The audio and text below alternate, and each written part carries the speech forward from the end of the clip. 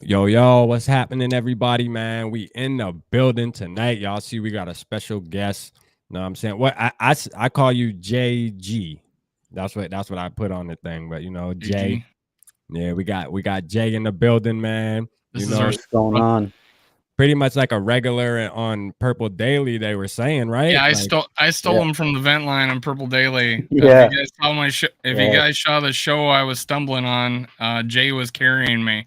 yeah. I think it was the other way around, man. You had a lot Yeah. of insight. You went back to college days, everything. It Hey, was Yeah. don't boost his head up, Jay. Dave don't know what the hell he be talking about on these shits, man. He just be rambling. Everything I spout out is something I read 5 minutes before I got on the air. Exactly. Hey, that's called being Telling my prepared. secrets. There you I'm go. kidding. Hey, we got 10 people in the building, man. Y'all make sure y'all hit the like button. We appreciate everybody tapping in so early tonight. We got 10 people in the building. Let's get this thing cranking. Leave your comments, hit the like button. Let's get it. We got Skol Purple Podcast. He say Skol Gent Skol, bro.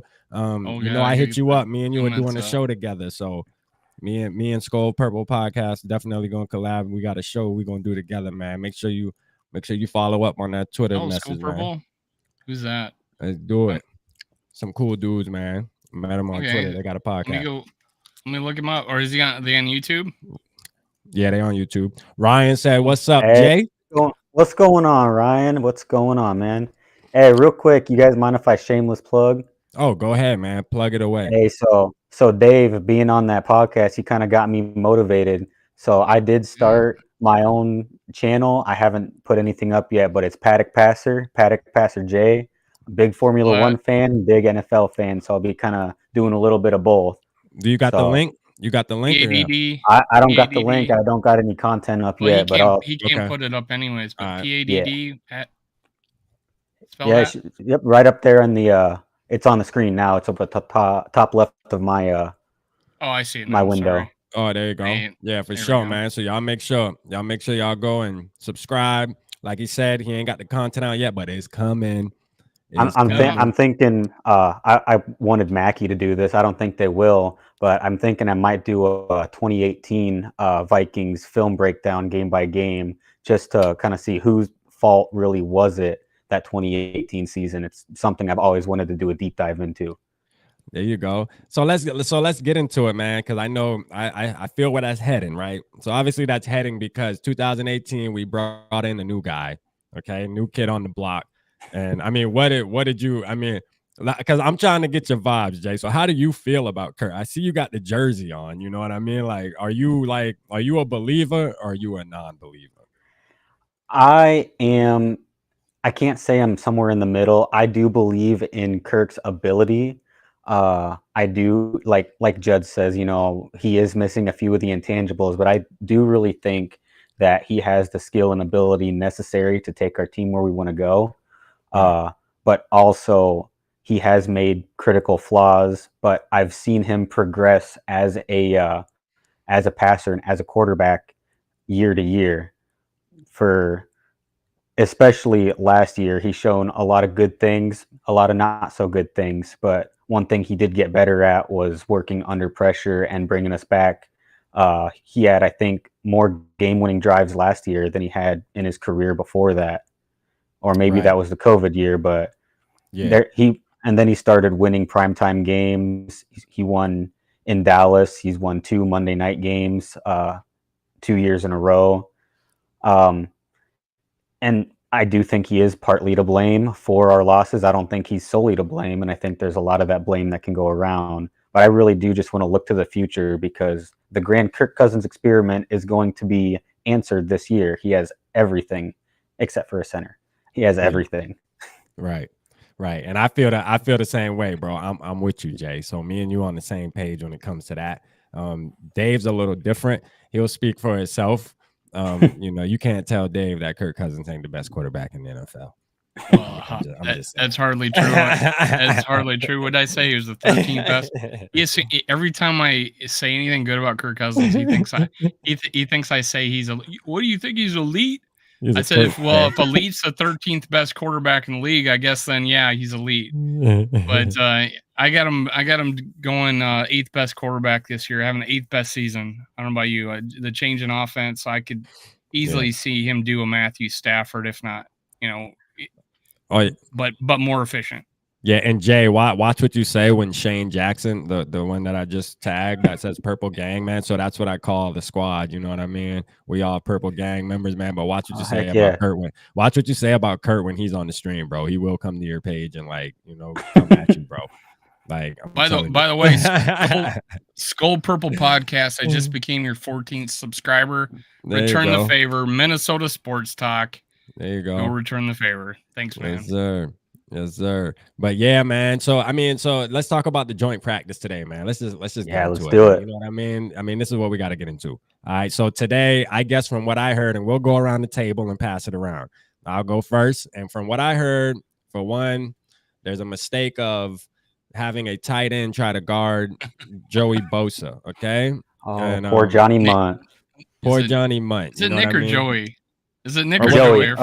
Nick Bosa. Oh, Nick Bosa is the Niners. My fault. Yeah, it was. Yeah, Joey's the Chargers. Yeah, Joey's the Chargers. Yeah, that's my fault. Yeah, so trying to guard him though. I mean, I don't care what tight end you put over there. It's just not going to happen. You know what I mean? So that's something that needs to be evaluated for sure. And me and Dave were talking about that in the lobby before we even went live. So that's one thing. And Dave can get more in the details about it. That's one thing. Now, on a positive note, Justin Jefferson is just, is just a superstar, bro. Like, it is what it is, and that's one thing that obviously we knew that as Vikings fans, even after his rookie year, we knew he was going to be a superstar. You can just see it, but it's just now it's in cement, man. I just feel like it's cemented to where we can easily have the best wide receiver in the NFL playing on the Minnesota Vikings, and we can argue that with any other team fan base, to say like, hey, bro, our wide receiver is better than yours. And that's a fact. And we have that argument. I think this year is going to be crazy. And then, SK in the building. I was going to mention him, bro. ISM. Quit sleeping on the boy. SK's checking up on us again. Amir Smith-Marset is that boy. He's giving me JJ vibes lately, bro. Like with the catches he's making and stuff during camp. He's producing now in camp. It's getting crazy. It's getting crazy. So, yeah, man.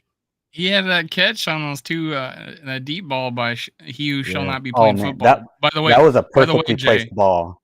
That was. By the way, Jay, I refer to Sean Mannion. I used to refer to Sean Mannion of he who shall not be named. Now I've changed it to he who shall not be playing football. So and we got 20 people in the building, man. Shout out but Sean Mannion threw that ball to ISM today, and it underthrew the ball to ISM. ISM made the play. We got my boy Jay in the building. Let's go. All right, so on ISM, who was throwing the ball? I only seen the catch, but where it threaded right below the defender's hands, and ISM caught it going to the ground for that touchdown. Who threw that ball? I didn't see that one. No, let me see. So Jay, you're talking about was it the one on the sideline or the one up the middle? The one that was the one up the middle. Yeah, the one up the middle where he caught it going to the ground. Yeah, Kellen Mond threw that ball. Yeah, that was a nice ball. About. Yeah, Kellen Mond threw that. And I ain't gonna lie, that was a beautiful throw. Like, that's another thing we'll get into too. We just getting started, baby. We're gonna get into all this. But Jay, let's just go to you now. We'll pass it to you. From the past 2 days, just watching the 49ers, man. How you feeling, man? How you feeling about the squad, man? Just give us a rundown since everybody in the chat getting to meet you for the first time, man. What's the vibes? First of all, what's up to everybody in the chat? Glad to be on here. I'm getting chills right now because I want to talk about one thing and one thing only. It's the thing that gets me most excited right now. Trent Williams and Christian Darrisaw, best buddies. Christian Darrisaw was putting in work. He had some good work on Nick Bosa too. He got beat a couple of times, but that's going to happen. Nick Bosa is a guy, but Trent Williams, if you read Chris Thompson's post, said he sees a lot of himself in Christian Darrisaw. And then he went on to elaborate more that he's so physically gifted that his technique is lagging behind a little bit, but he's still able to hold up. So he was trying to give him pointers. He was doing one-on-ones with Christian Darrisaw, giving him pointers on technique. And Christian Darrisaw played 10 games last year, and he's going into year 2, first year fully healthy. I can't tell you how excited I am for this guy. And when those two stand next to each other with them 71 jerseys on, they look exactly the same. You ain't lying. They got the same build. Yeah. And Darisaw, as far as giving up sacks and bad plays as a rookie, actually, even though he played a few less games than Trent Williams, actually had better, stats coming out of his rookie years. And Trent Williams actually probably would say that. And I kind of want to go back to his rookie year because I got a shout out Baldy breakdown Brian Baldinger. He's one of the best to do it. The first game Darisaw played against the Carolina Panthers, he was up against Hassan Reddick and Brian Burns, and coming off the edge, I think it was Hassan Reddick, got his jump around the edge on Darisaw. He just grabbed him. He just stood him straight up, just stopped him Yeah. right in his tracks. And that was his first game.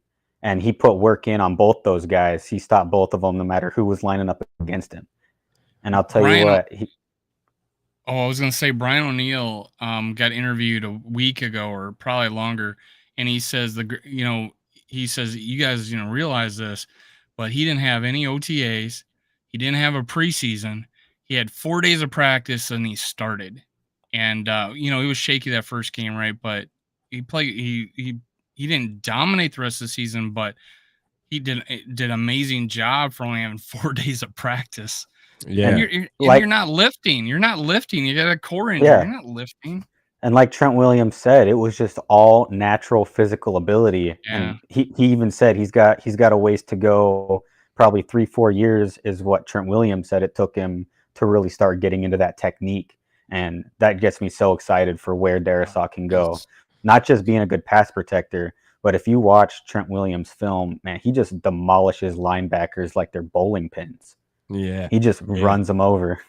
Yeah, if he can be anything like Williams, just man, a little bit, bro, then yes. I mean, hey, we need that. We need. If he could be half of a Trent Williams, man, I'll be ecstatic. And I mean, speaking of the line, man, let's talk about our boy Ingram too, though. Like, I mean, Ingram is, yes, sir. He's a lock seeming for like the starter he's giving now. me the same vibes. Yeah, he's a lock. You know what I mean? And you got a good point. This feels good, Jay. I ain't gonna lie, because we finally got some names on the offensive line where it feels like we're comfortable going into the year. You know what I mean? Yes, sir. Now, the jury's still out on Ingram, honestly, because, we are playing in preseason and things, and we got to see him going against some ones during the regular season when the pressure's on, and it's a third down and you got to protect Kirk Cousins to let him get some time off to throw the ball. But I think he can do it, though, man. I have no doubt in my mind that he can do it. I think he's a beast, bro. You watch his film, it's the same type of thing. Like, he's just, I mean, we call him on our stream, Jay, we call him Ragdoll Ingram, because he's just out there I mean, making them like a man amongst boys. You know what I'm saying? So, and you know what? Look at who he gets to go against in practice, too. He gets to go against Harrison Phillips, who is a dog. He gets to go against Diesel Dalvin Tomlinson. Yeah. And let's see. Just to talk a little bit more about Darisaw, there was one complaint about him that stuck out in college in his pre-draft report, and I just viewing some of the plays he had in the pros. There was like one play where they had like a screen play. Darisaw had the block, and then just stopped. His biggest complaint about him was he didn't finish. And that was one of the things I brought up when I, talked about Darisaw. And that's the thing. It was easily he could fix. That was the only concern I had about him. But on the other hand, I got Ingram, who is a finisher, and that's what we call him a ragdoll. In college, he'd literally pick guys up and throw them down, and that's what I like to see. And hopefully Darisaw gets that dog in him, like Ingram I think already has. Yeah. I got one more note on Christian Darisaw because I'm going to compare him to Brian O'Neill because they actually have two pretty different techniques that I thought was really interesting when I was watching them. So Brian O'Neill is a puncher. So if you watch him block edge rushers, he goes for that punch, whereas Christian Darisaw is a hand fighter, kind of like, I don't want to say Aaron Donald, but kind of similar, where instead of going to punch, the defensive end, defensive tackle, whoever he's up against, he'll go and he'll counter, and then he'll go for the inside push. And I kind of like that little difference because you can really neuter a pass rush if you just counter that first move and you gain control of that defender. and that's Yeah. something I really like about his game. And if Brian O'Neill can teach him a little bit more about his techniques, since they seem to be different types of tackles, and just make him a little bit more versatile against different guys, I'll tell you, I'm so excited for this guy. And Yeah, O'Neal was man. a left For tackle, sure. right? And he probably should have been our left tackle.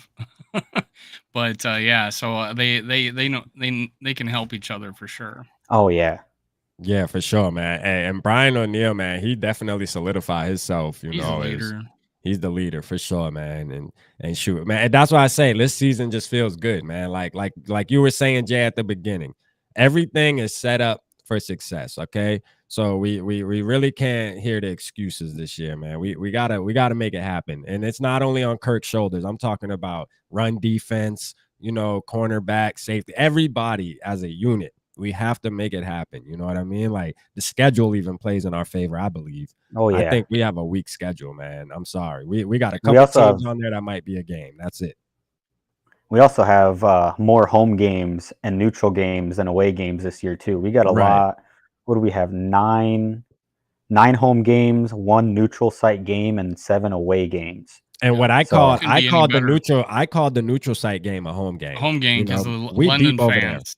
Yeah, Oh we deep yeah. over there, man. So Oh that's a They got home a yeah. game for the UK fan purple. club. Yeah. We went over. We sent Vikings over there. I think Daniil Hunter. Yeah, they went over there. Yeah, And, Yeah, it was him KJ, and KJ Osborne went over there, I think. yeah, I think it was Yes, them too. Daniil and Yeah. KJ Osborne went over to Yeah. the UK fan club. I post on their thing every Yeah. day. One guy goes, "You just posted 3 hours ago." I said, "Oh, I got a lot to say." Yeah. Yeah.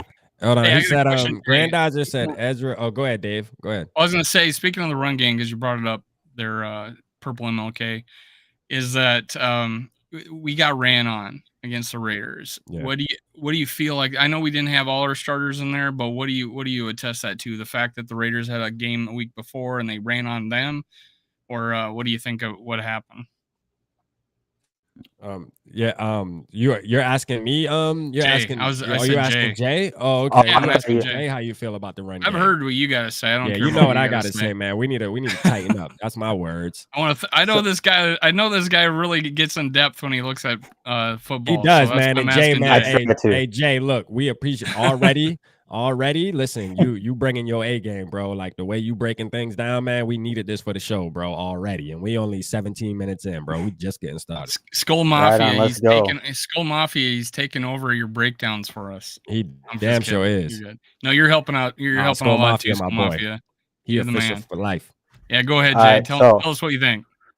So the first thing I noticed when the Raiders game started, we had our starting defensive line out there, is that Harrison Phillips is a monster in the run game. He would just grab guys and pull them backwards off the line of scrimmage.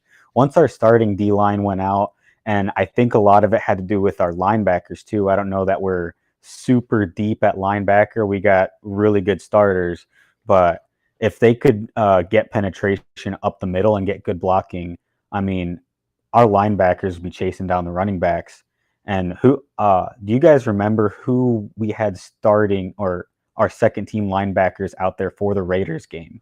I know who's it? Yeah, it was Jordan Troy, Hicks. I think Asamoah and Hicks. I think it Or was no, Asamoah and Die.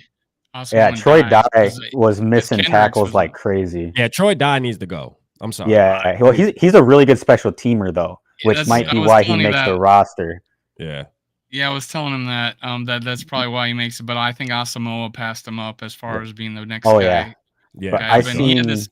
he had an awesome play on the running out to the left. He just broke up the play. I mean, he made the play.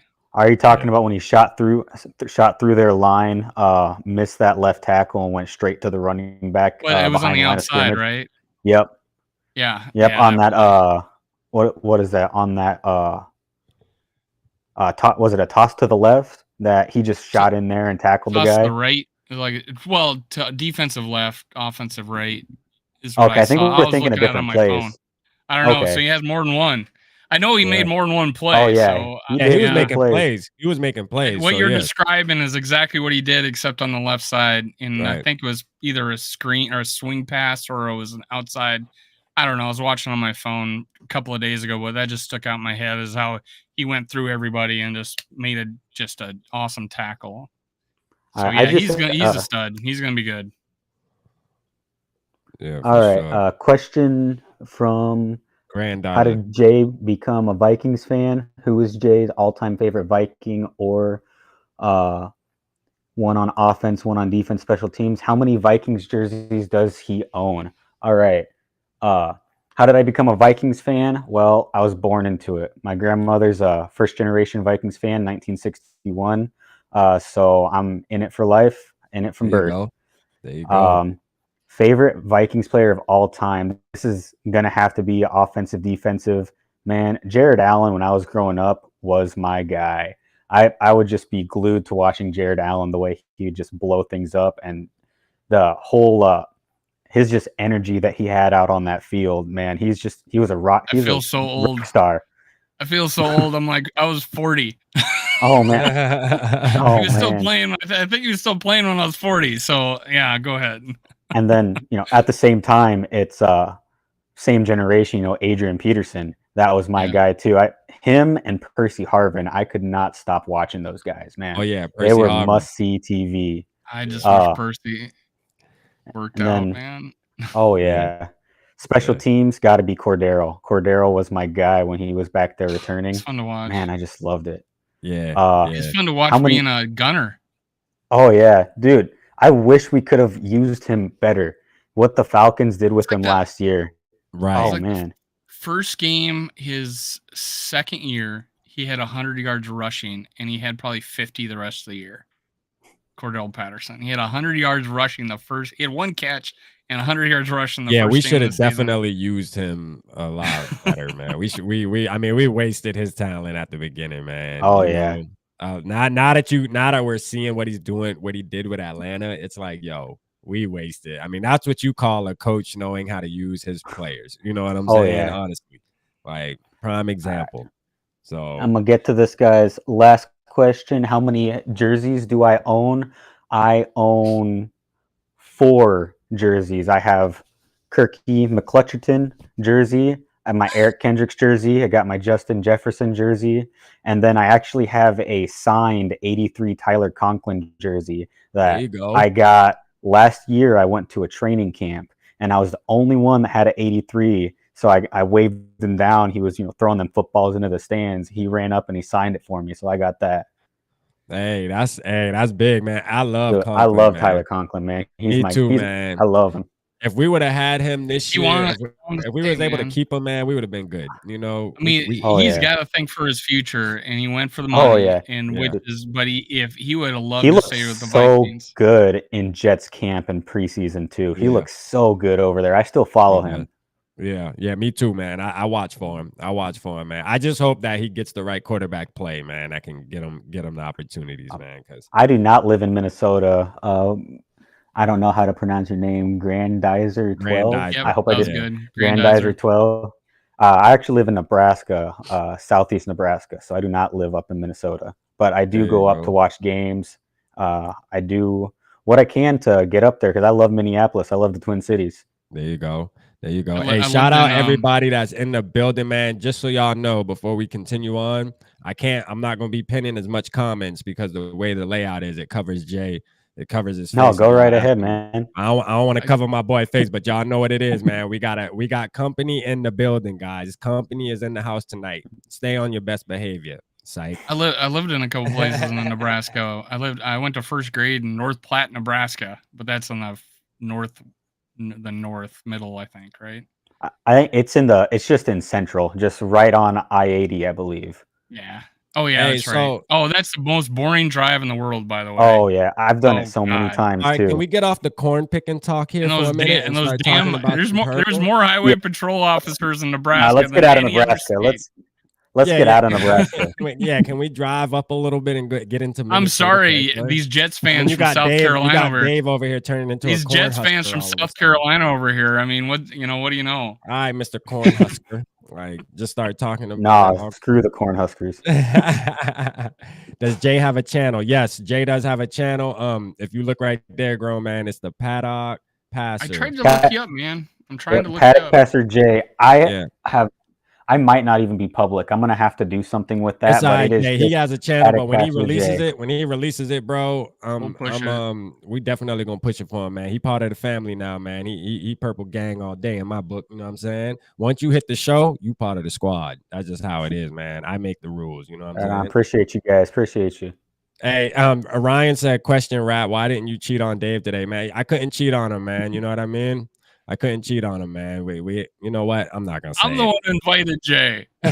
yeah, and actually, Jay and exactly, Ryan. Jay and Dave did a episode on Purple Daily Vent Line. So Dave is the one that actually orchestrated this, man. So Apparently, Dave. you didn't watch it, so go watch it. Shout out Dave, man, for bringing Jay to the channel, man, because he's giving us some good Vikings talk right now. It was the 3 Deep Vikings episode. Yeah. Oh yeah. But let's see, Jay. So Jay, though, but let's see. So how do you feel? How do you feel about our quarterback situation, though, man? What we got going on? Like, because I know, I mean, and not Kirk. I'm talking more like the backup quarterbacks. Like, how did you feel after seeing? Because we were all talking, bro. That was like the biggest talk after the game. Was like, oh, it's Kellen Mond. He locked the QB2 spot. He might be the future. He played really good. And I mean, if you want my opinion, bro, I think the jury's still out on him. Like, he played a good game. I give him that. But would I be comfortable him rolling out on like week 6, week 7 if something was to happen to Kirk and, you know, playoffs are on the line and we need to win a couple games? Like, I'm just not comfortable with it yet. You know what I'm saying? I'm not. Are you? I'll be completely honest.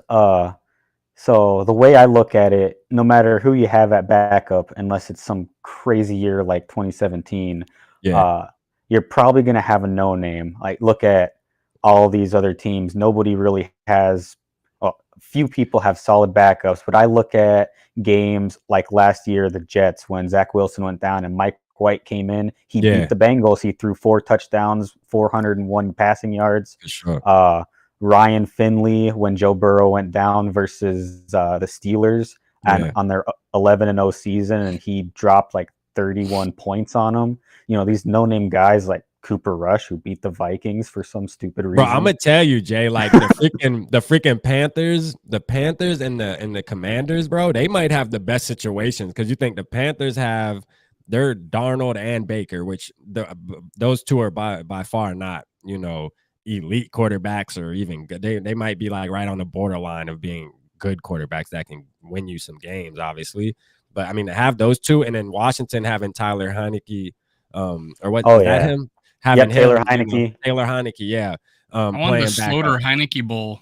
You know, so Sloter, I mean, Heineke I think Bowl. those two have kind of those two teams probably have the best backup situation that you could ask for, though. You know, because if one goes down, it's almost like shit. Hey, did you guys see the repeat 2017 NFC Championship game preseason this year? What was it? Case Keenum versus Nick Foles, and it was just an awful showing from both of them.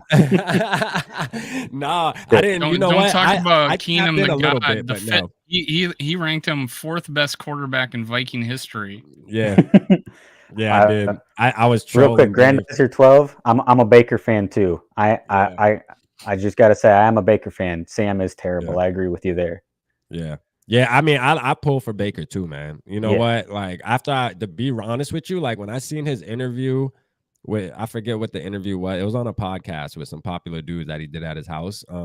Man, that made me respect him, man, hearing his story, like hearing his whole story and what he had to go through to get to where he was at. Oh, yeah, man. He worked his ass off. That's the thing, bro. We see these people. We just see these people in NFL jerseys, like, and going through college and the draft, and we don't really look into these guys and really, you know, respect them as a man, like to separate the football aspect of it and just look into like, well, you know what, man, he's a stand-up dude, man. He really, I mean, it ain't like he was getting handouts. Like he walked on to a team, took over, and made it to the NFL, bro. You got to respect that. You know what I mean? Like, I want to hear the Sean Mannion story.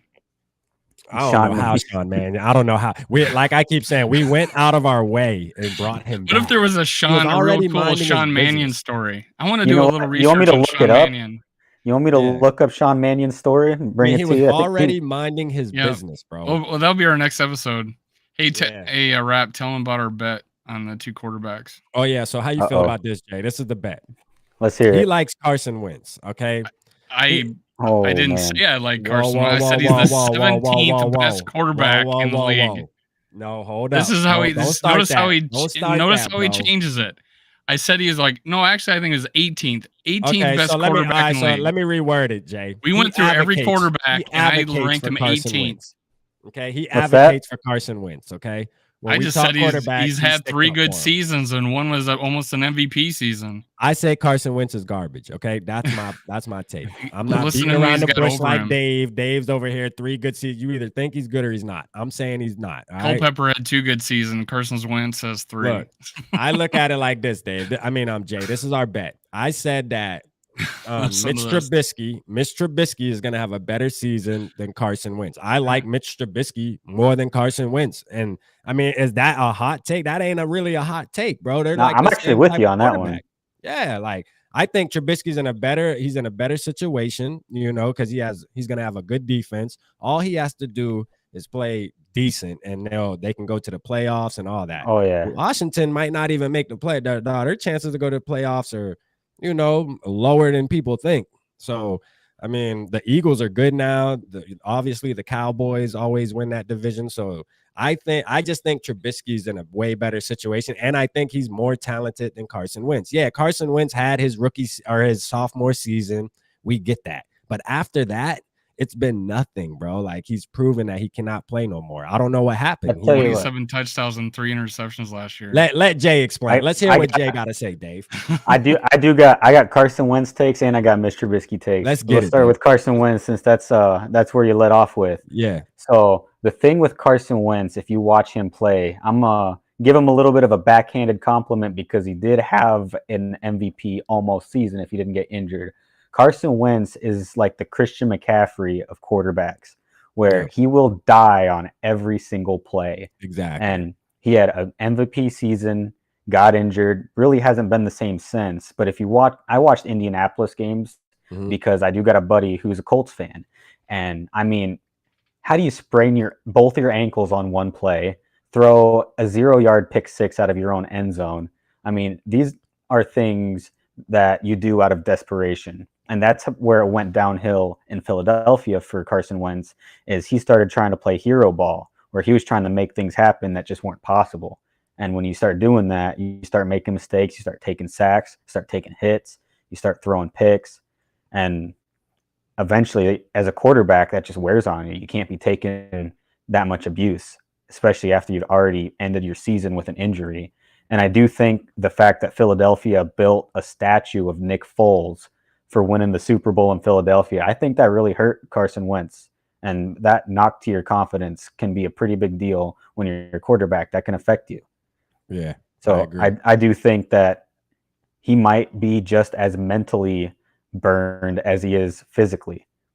That's true. Now, I mean, I never really looked into it that deep, Jay, but you got a good point, though. Yeah, I mean, that does, you get a team all the way there, and then the backup comes in, and all of a sudden they win the Super Bowl. Yeah, and they build a not statue only does of he your just backup. win, like he balls out. Like the backup balls out. You know what I mean? Like, it's like, yo. I wonder if Foles would change paychecks right now. Hey, but CJ, this is one. So, how do you feel about Trubisky? So, what's your take on Trubisky being that he was in our division? Best. Only one season with over 17 touchdowns. Go ahead. So my take on that was your lead in, Jay. My lead in. That's a pretty negative. That was your lead in. One year with more than 17 touchdowns. Yeah. He's also the only quarterback with 50+ starts who's never thrown a pick six. So I'll counter your lead in right there. My take on Mr. Trubisky is I think he is a really talented quarterback who came in to a god-awful situation and god-awful expectations in Chicago. I think I'd have to watch the 2018 Bears to see how the heck they won so many games and went to the playoffs. But I think the way he was used in Matt Nagy's offense was just not good for him. I think Mike Tomlin is a much smarter coach who's going to play more to his strengths. I think they're a better built team and their defense is going to support him. Do I think he's going to be a top half of the league quarterback? Oh, no. I think he could probably fight for in between that 16 to 20 range next year, just based on his supporting cast and the fact that George Pickens looks like an absolute stud. Yeah. And they're going to have Najee back. Yeah. Because part of the bet is if the first guy to lose his job loses the bet. So yeah. But see, I don't see Trubisky losing, even though Pickett looks good. Yeah, He played good. he But does. I think Trubisky's better though. Honestly, It's man. his job to lose, though. Yeah, If it's his Kenny job to Pickett starts lose. stepping up, it's Yeah. going to be Trubisky's job to lose. And he knows that. the fans already. It's kind of like the Baker situation. The fans are like, "Oh, put Pickett in." So he's gonna have a lot of. You're gonna be hearing the chants out in the stadium and all. Everybody, of course, Steelers fans, they want the new shiny toy. Put Pickett in. He's better. Trubisky, take him out. Also, Pickett's from Pitt, so everybody's so familiar with them already. Yeah, they're familiar with him. They love him.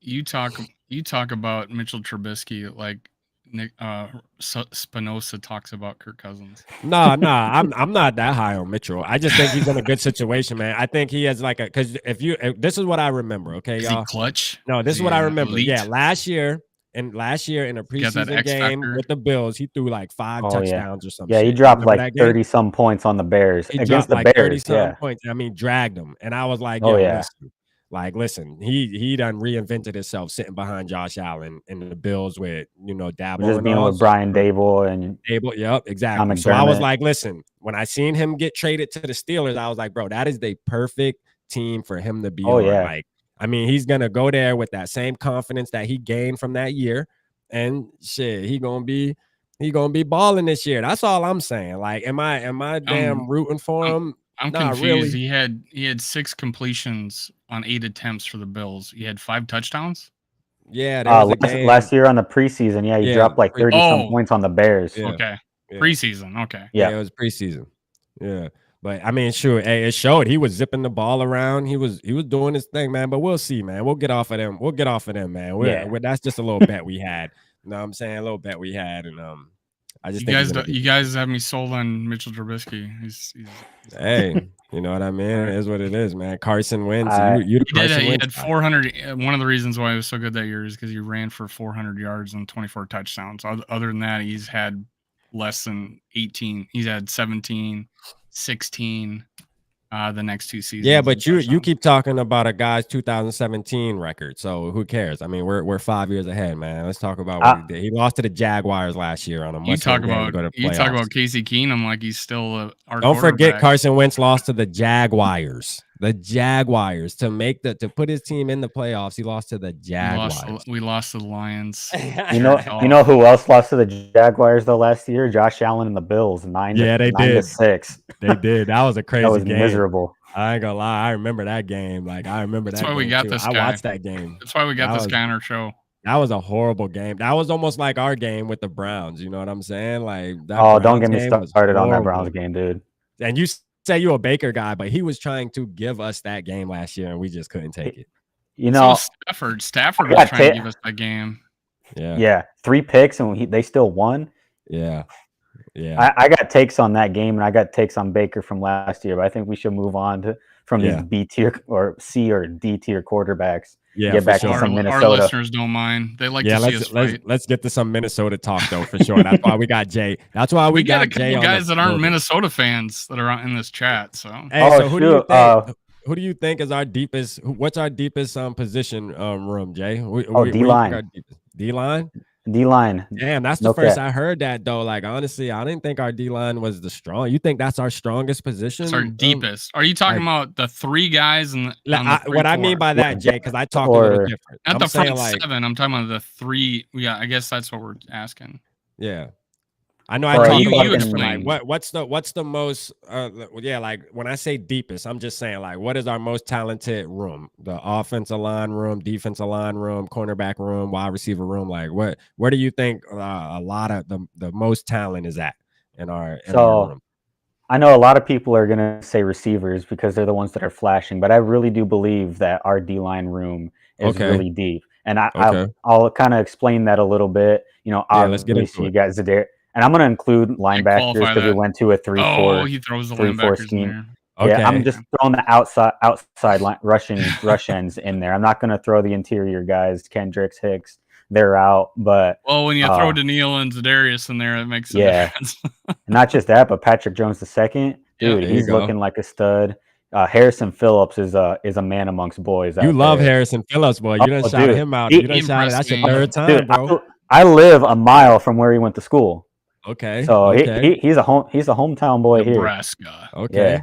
Yeah. Hey, we're getting out of the cornfield. football. That's why I didn't say any names. I didn't say the town because I'm not trying to talk about Nebraska Football. right now. I got you. Football. I'm doing your football. But yeah, Yeah. So, Dow- I mean, so you think our deep? Yeah. So explain though. I mean, keep explaining why you feel like the defensive line, the D line, is the deepest position. yeah. So, and another guy I want to shout out. You got Dalvin Tomlinson. Obviously, he's a solid starter. But a guy that doesn't get talked about a lot, who's really putting in some good work, is Armand Watts. He That's looks our really boy. good. Patrick Jones II looks really good. Yeah. And I just think if you want to do side by side comparison to wide receivers to D line, okay, Zadarius, Daniil, got Adam, JJ. Go to KJ. I think Harrison Phillips might be a better tackle than KJ Osborne is a wide receiver, but that one could be argued. I think once you start getting into ISM, start getting into like BC Johnson, those guys, Dalvin Tomlinson, Armand Watts, I think those guys. I think our depth at D line, interior, and outside linebacker, I do think that we got some really good talent there. Okay. I was thinking, man, after seeing the game, I was thinking the running backs too. I ain't gonna they lie. look good. I feel like we got a bunch of RB1s on the team, man. Like we don't know what the hell to do. Like for real. I do want to see them up against starting caliber D line and linebackers, though. But I really think that they've shown a lot of really good work, and I'd be excited to see what they do against Green Bay. Yeah, I'm so hyped for that game. You guys don't even know. Man. Listen, we got to start the season off with a bang. I mean, that game is more important than a lot of people think. Like we have to win. First of all, we got to just get the W, and we got to show out. You know what I mean? We got to see what our coach is made of. Yeah, because that's going to be a big game for him. Rookie head coach coming in and you playing Green Bay.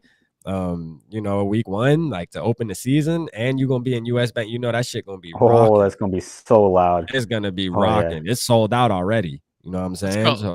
Let's call out a prediction here. Anthony Cartagena. I don't know. I guess that's probably how it's pronounced. My prediction for this season is Kirk Cousins throws for 40 touchdowns, maybe 9 or 10 interceptions, over 4,500 yards, and more importantly, heads the Vikings to win the division with a 11-6, 12-5 record. I like that. You like that? I like that. You effing like that? I fucking like that. Yeah, for sure. I fucking like that. You like that? Hey, where's yeah? I'm similar. We got a guy named Kirk Cousins Burner in here. Sometimes. And where he's that's just me right here. Yeah, for sure. Yeah, I'm similar. I'm similar. I'm high on him this season. Oh, here, Skol Purple podcast. I want to ask you this. He says Madison traded before trade deadline for C or D, for C or depth. Center or D line depth. Yeah. See, what do you think? I don't know how that could even really happen because talk about it could be any trade, but for a pick or whatever. What do you think about the situation with our running backs? Even our 5th string guy had like a bubble screen for a touchdown. Kovac. Yeah, Kovac. Kovac did not look good in that preseason. So I think he's going to be a practice squad guy.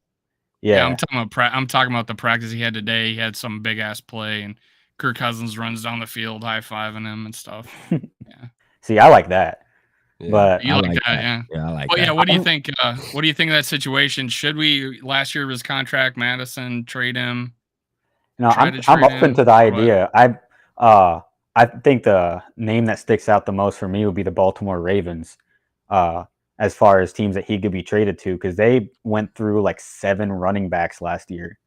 Yeah. I mean, they were a beat up team. What happened to the Ravens is honestly not fair, but exactly. I'm open to trading Madison to a team that has a running back go down and it really needs one. Maybe someone who's a fringe contender is probably going to be somebody that might want Madison before the trade deadline. But I'm pretty open to that. Yeah, I'm all the way open to it. Honestly, I think he lacks vision. I'm sorry. I think he. That Seattle game. Yeah. I mean, the holes are open and he misses them. For some reason, he'd rather run into somebody. He just rather it. Darisaw had his guy walled off, and all he had to do was cut in. Instead, he run straight into the guy Darisaw was blocking. Dude, that's so frustrating to watch. It is. Did you see that? It was in the Yeah. highlight reel. They actually put that as a highlight. See, what Madison's really good for is taking screen passes or outside sweeps. But if you try to run him like a zone read in between the tackles where he's got to make a ABC cut, I mean, he can't do it. That Seattle game, we would have won if he would have just picked up a 4th and inches, had a wide open hole to the right, and he missed it. Yeah, me and Dave talked about. I mentioned that game. I mentioned that game. Skol Purple podcast. You mentioning it now? Yeah, that Seattle game sticks in my brain. That's all. Like, because that night pissed me off because that was a night. Wasn't it like a Monday night game or something? Yeah, I think wasn't Seattle undefeated at the time too? Yeah, I mean, I just and we were about to hand in their first L.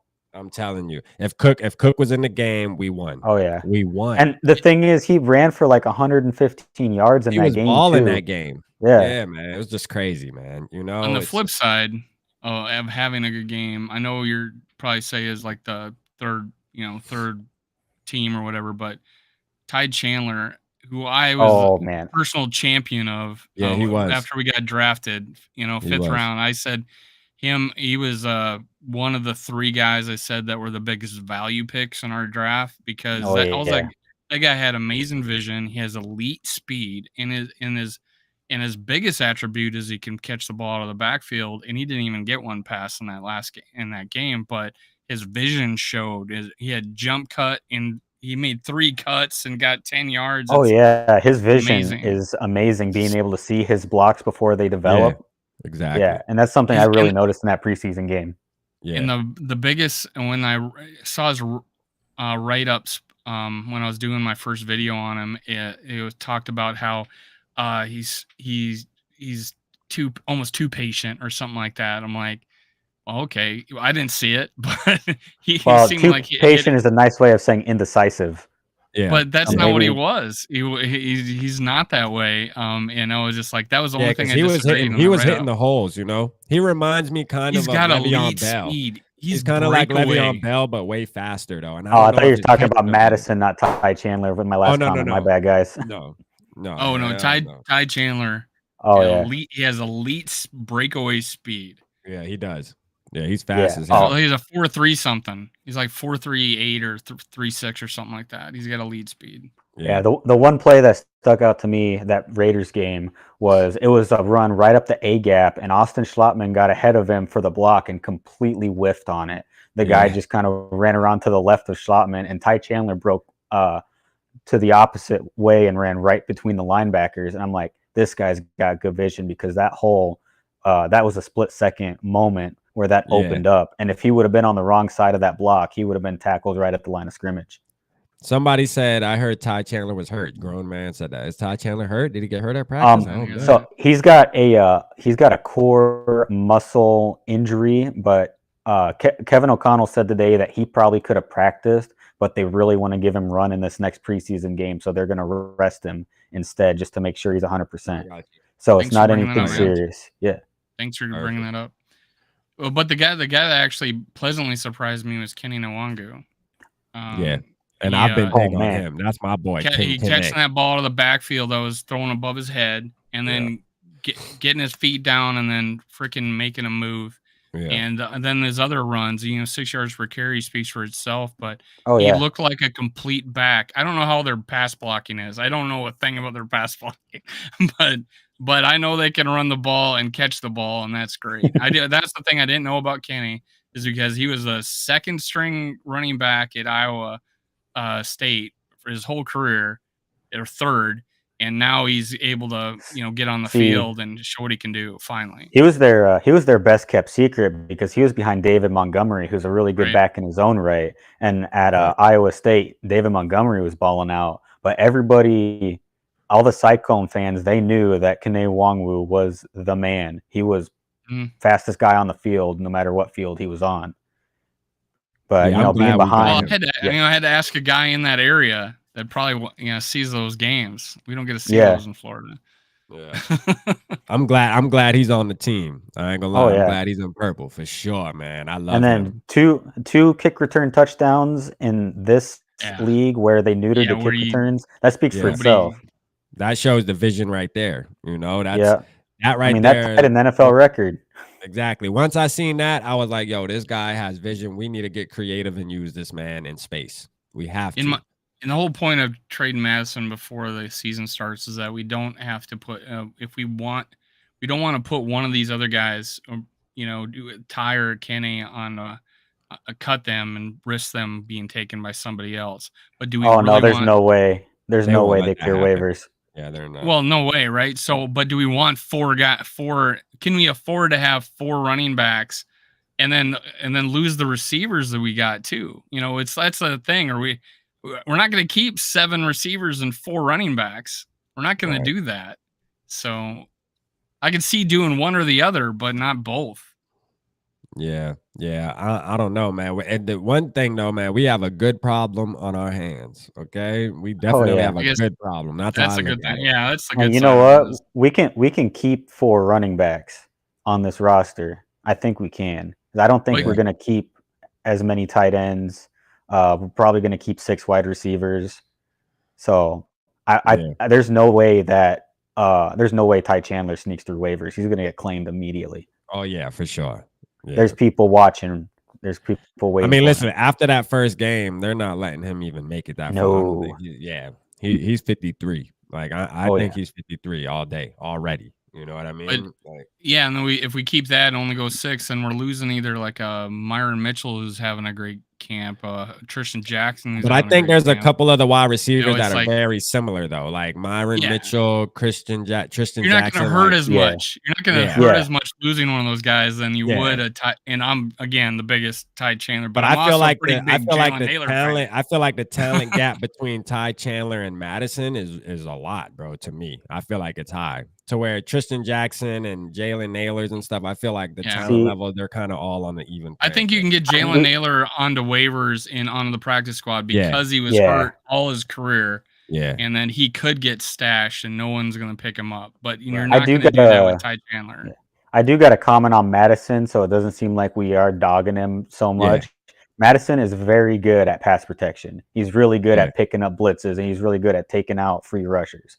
That's one thing I did notice about his game, that he can pick up a blitz. He can run sideline to sideline to block DB coming off the edge, and that's something I do like about his game.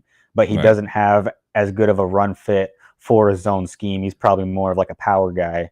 Yeah, he's a power back, you know what I mean? And we all seen the Twitter thing where he's like, keep that same energy. And I said it, bro. You know what? Bro. You keep that energy, Madison. We get the respect for you. The fact we that love you, bro. We respect you. We just think we think you're tradable. Like you have value, and you could be a starter somewhere else. We just want these 2 guys that got 2-3 years left on their contracts. I just think they fit better. They fit better with today's type of game. You know, they're more explosive. You know, it's just like, yo, we're trying to win a Super Bowl, Madison. Like, I got to read the Score North. They made that exact point, and I didn't read the article. I didn't have enough time. But Score North, or it was a video, I don't know. But they made that exact point: is that whether or not he's a fit in this offense. Yeah, I just don't think so. You know, he could play in it. He could play in this league. He could start. To his defense, man. Every time he has stepped in for Dalvin, though, I mean, he pretty much gets the same amount of yards and shit. So I mean, to his defense, you know. So like I said, that's why I think Baltimore is the perfect fit for a guy like Madison, because they do the way they run the ball. They're a very physical team. I think Madison's a better fit for a team like Baltimore, even San Francisco, as kind of like being a rotation guy there. Yeah, this is a good question for you right here, Jay. It says, question for you coming. He says, next year's draft QB, who would you take to save the franchise? To save the franchise. Oh man. Are you big on college? Like watching the guys coming up to save the franchise? Okay. Are we in jeopardy? I'm big on college, but I might have to become an amateur scout here just to kind of keep up my repertoire of knowledge if people are gonna start looking that far into the future. They will, bro. When you start your channel, they'll come at you and ask you about next year's draft already before this season starts.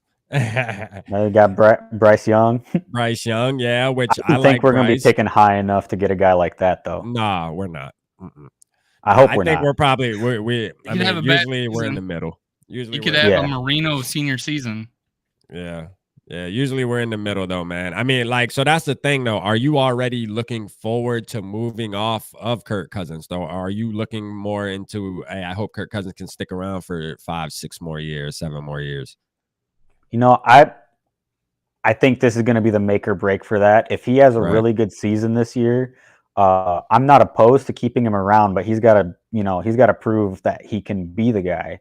Yeah. And he's got 2 years to do it. He's locked in 2 years. So let me So ask you he's got something, to Jay. prove that he can be the guy, or Let else me let, I'm not going to be heartbroken. so Get let me rid of ask you him. this, Jay, right?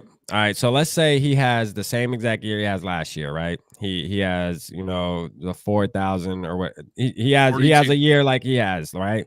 Where it's 4,200, where it's considered, 33, where it's and considered a good 7. year.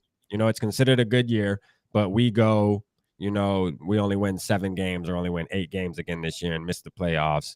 Do you still feel the same way? Like, okay, Kurt is still the guy. We just need to figure out something else. It really just depends on how this year looks. But Right. since we're locked in 2 years guaranteed, if we do end up picking at a high pick in the draft next year, we might want to look at maybe taking a first round quarterback to develop behind Kirk for that second year of his contract. Right. And that's not something I'd be opposed to. And on that note, I think it's not stigma. What's the word I'm looking for? Anyway, people saying that Kirk can't perform if there's a guy pushing him from behind.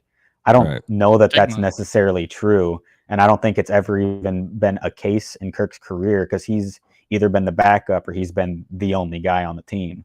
Right. So it'd be Yeah, interesting to see how Kirk would. he beat out a lottery pick, basically. Oh yeah, He beat out a it'd be lottery pick interesting the to see starting how quarterback. Kirk could put a guy like C.J. Stroud or Bryce Young behind Kirk, and Yeah. see how he plays, knowing that his job is on the line. Right. Because that might actually pick him up a notch. You know what I mean? Like, for sure. But like, I think he's gonna dumb out this year, man. I think he's gonna do good this year.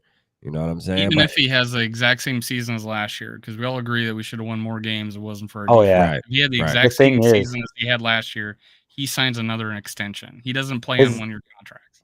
his last 3 seasons have basically looked exactly like Matt Ryan's MVP season. The difference was, the Falcons went to the Super Bowl and we went Right. 7-9. Right.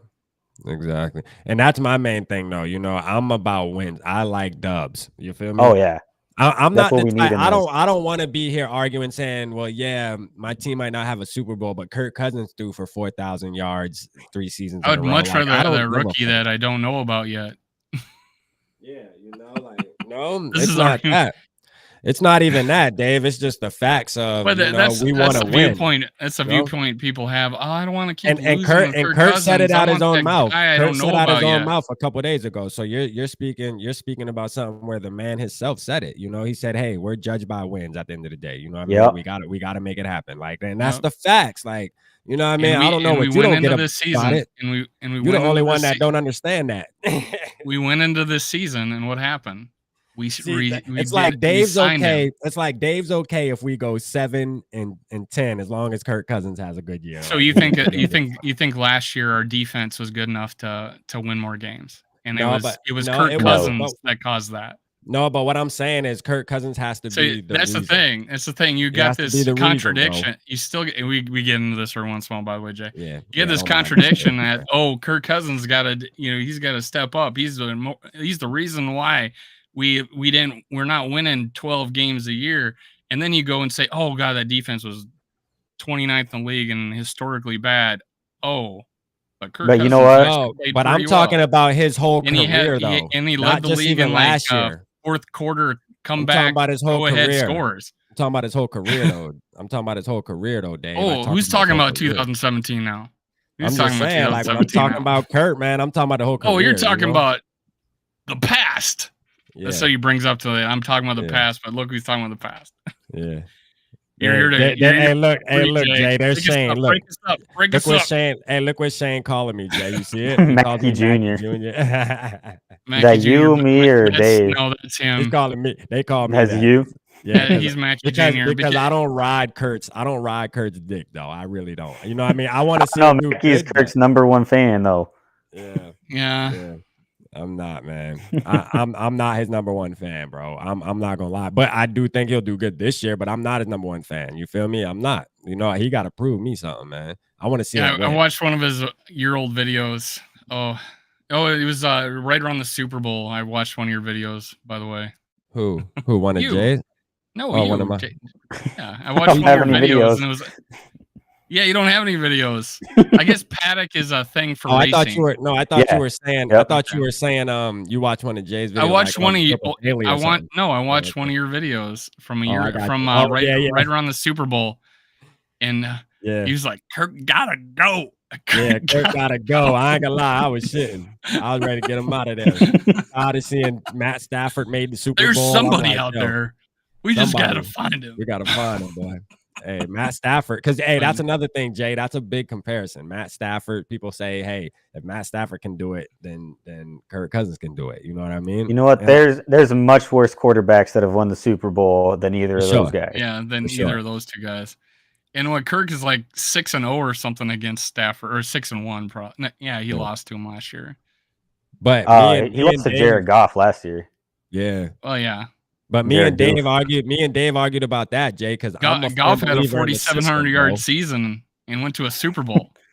Yeah. See, I'm a firm believer in the system, Jay. You know what I mean? So I believe in the system will, get you to the promised land, just like how he just said, Jared Goff. Oh yeah, I got Jared Goff takes too. 2018 or 19. Yeah, 2018. He's not gonna do that. He wouldn't do that with us. He wouldn't do that with any other team. But the system was perfect for him, and just like the Case Keenum, you can just go back to the Case Keenum, like 2017 year, bro. It's just when the system's right, bro, and everything's right around you, whether you got the best defense, which that year we did, the defense dragged us there, but Case Keenum did good enough to get us there. He made the plays. He made some plays, some big plays.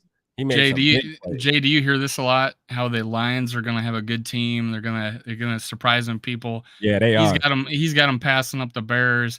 He's got them fighting. He's got them. The Bears is not a high bar. Well, he's got them competing against the Packers for the second team in our division. Bullshitting. And then it's Jared Goff at quarterback. Yeah, Jared Goff. So I say 4,700 yards and took a team to a Super Bowl. So, I mean, yeah, he's good enough to be able to do that. Yeah, so, I mean, it's possible. I'm not as down on Jared Goff as most people. I don't think he's a top 20 quarterback, but I think he has some skill. Yo, if you don't think he's a top 20 quarterback, then what are we talking about? You know what I'm saying? Like, what are we really talking? Are we talking about a 25th? You're the one that's got him like. You're the one that's talking about the Lions, man. I mean, if you're saying he's not even a top you've told 20, me about the Lions. Let's not even talk about him though. Like, for real. All right, so if we want to get into this whole system quarterback thing, I got some 2018 Jared Goff Rams takes for you guys. There we go. You want to go deep into the football talk? I'll take us there right now. Yes. All right. So there, somebody went through and they watched all of Jared Goff's snaps and the play clocks throughout the season for 2018 Rams, and they noticed that he would snap the ball right after the headset would cut off. So it's almost as if Sean McVay was calling, the read before he even snapped the ball. And what's interesting is if you go back to that Super Bowl versus the Patriots, where they got blown out, what was it, like 28-3 or whatever. So what the Rams, the scheme that they ran for that 2018 season was a wide zone run scheme with Todd Gurley, who had an unbelievable year that year. And Bill Belichick completely neutered that scheme in the Super Bowl. And if you remember 2019, when the Rams came back, other teams were running the Bill Belichick defense versus the Rams, and they ended up getting kicked out first round of the playoffs. I mean, they looked awful in offense, and their defense dragged them by. What Bill Belichick did was he put a 6-1 front, so 6 linemen on the line of scrimmage, and then 1 backer behind them. So that way, when Gurley went to make his reads, he didn't have any gaps to run through. Now, what that does, it puts a lot of pressure on the quarterback to pass and make decisions. But since Goff wasn't the one making the decisions on the field, it was Sean McVay. It completely neutered their run and pass game at the same time. And so they scored 3 points. Yeah. So it's interesting that when you start breaking that down, how much of that 2018 season was Goff and how much of it was the Rams McVay system.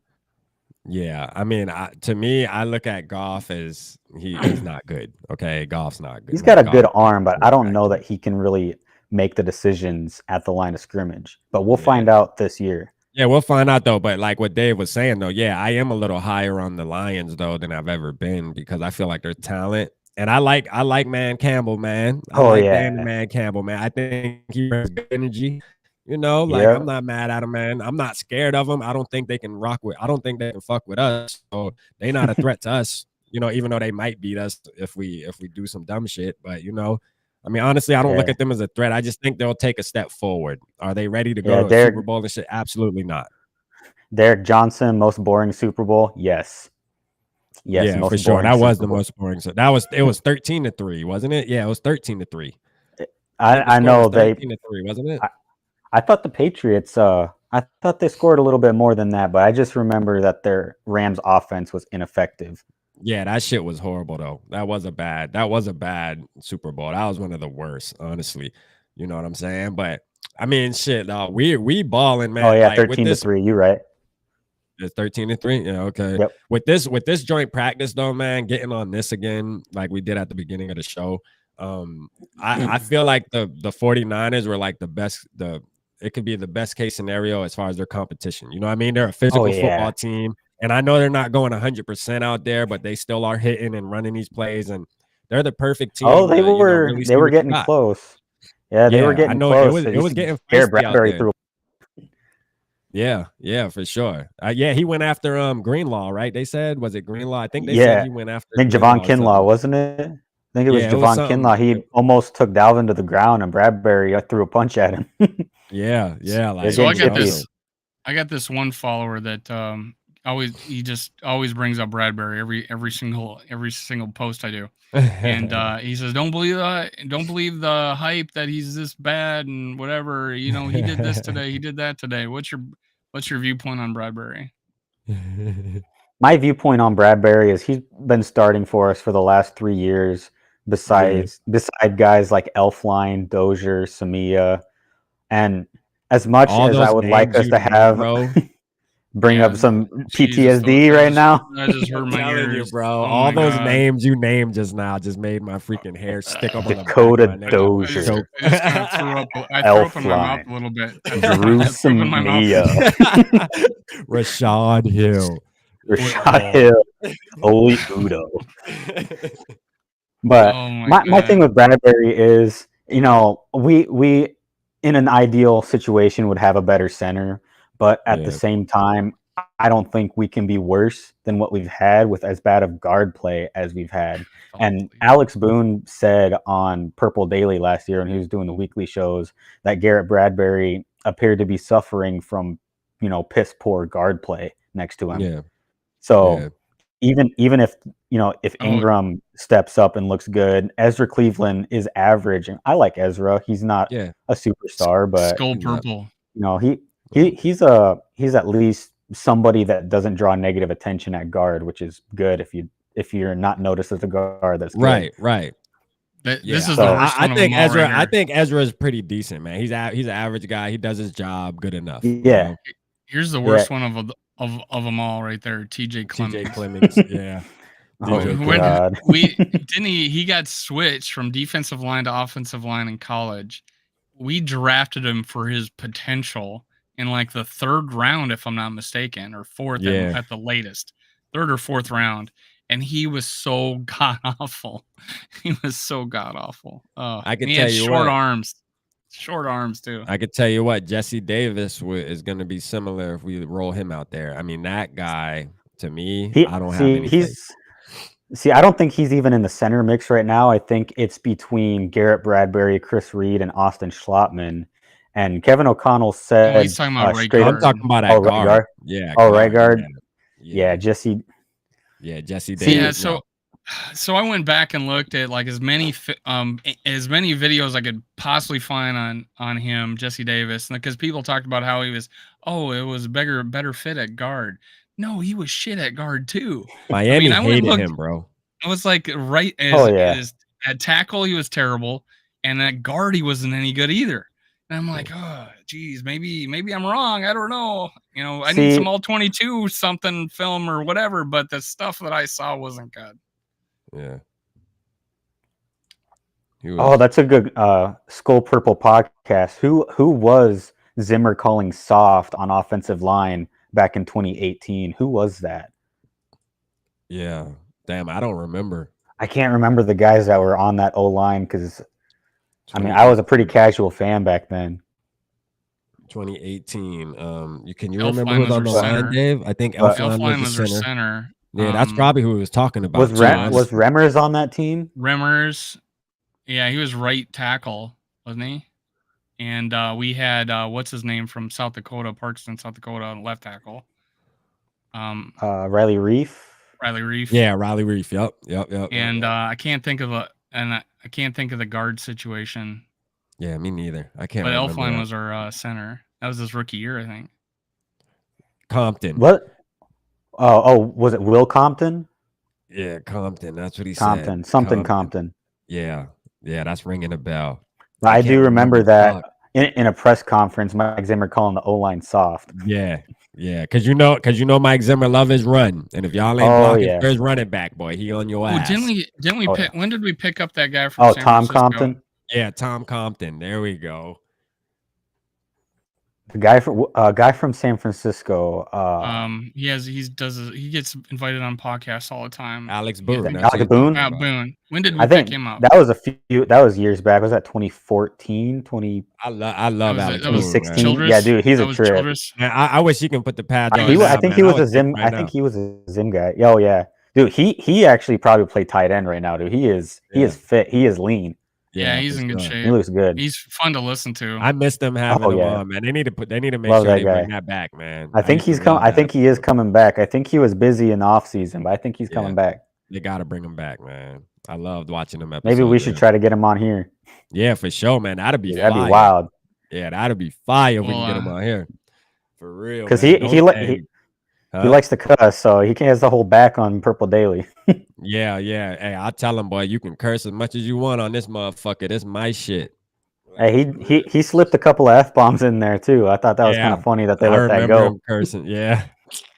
And you could see like Mackie and them's face, like they're like, oh shit, like they're gonna get in trouble and shit because they're working for more of a radio station. Yeah, they brought him on for Harbaugh, right?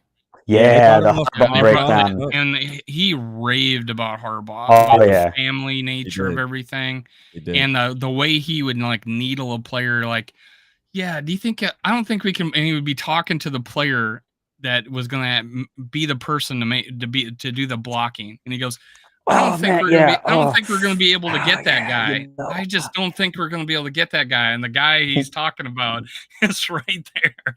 Yeah. So yeah, Harbaugh. He had really good Harbaugh stories. So let's talk about that, Jay, man. Now that we brought his name, how'd you feel about that? So when we had Harbaugh and KOC, man, I mean, would you rather have gone left rather than right, or what? Oh man, so I was torn between those two. I actually was really high on the and I forgot his name. Who's the DC for the Rams? I was not D'Amico Ryans. Was that San Fran? That was San Fran. That's San Francisco.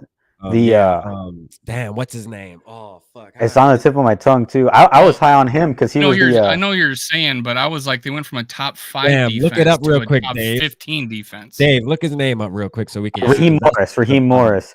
I was really high on him because what people forget is that Raheem Morris was the passing game coordinator for Matt Ryan's MVP season, so he wasn't just a defensive guy, and also he's a hell of a leader. But when it came to bringing in Harbaugh or KOC, the prospect of having Harbaugh here was so attractive.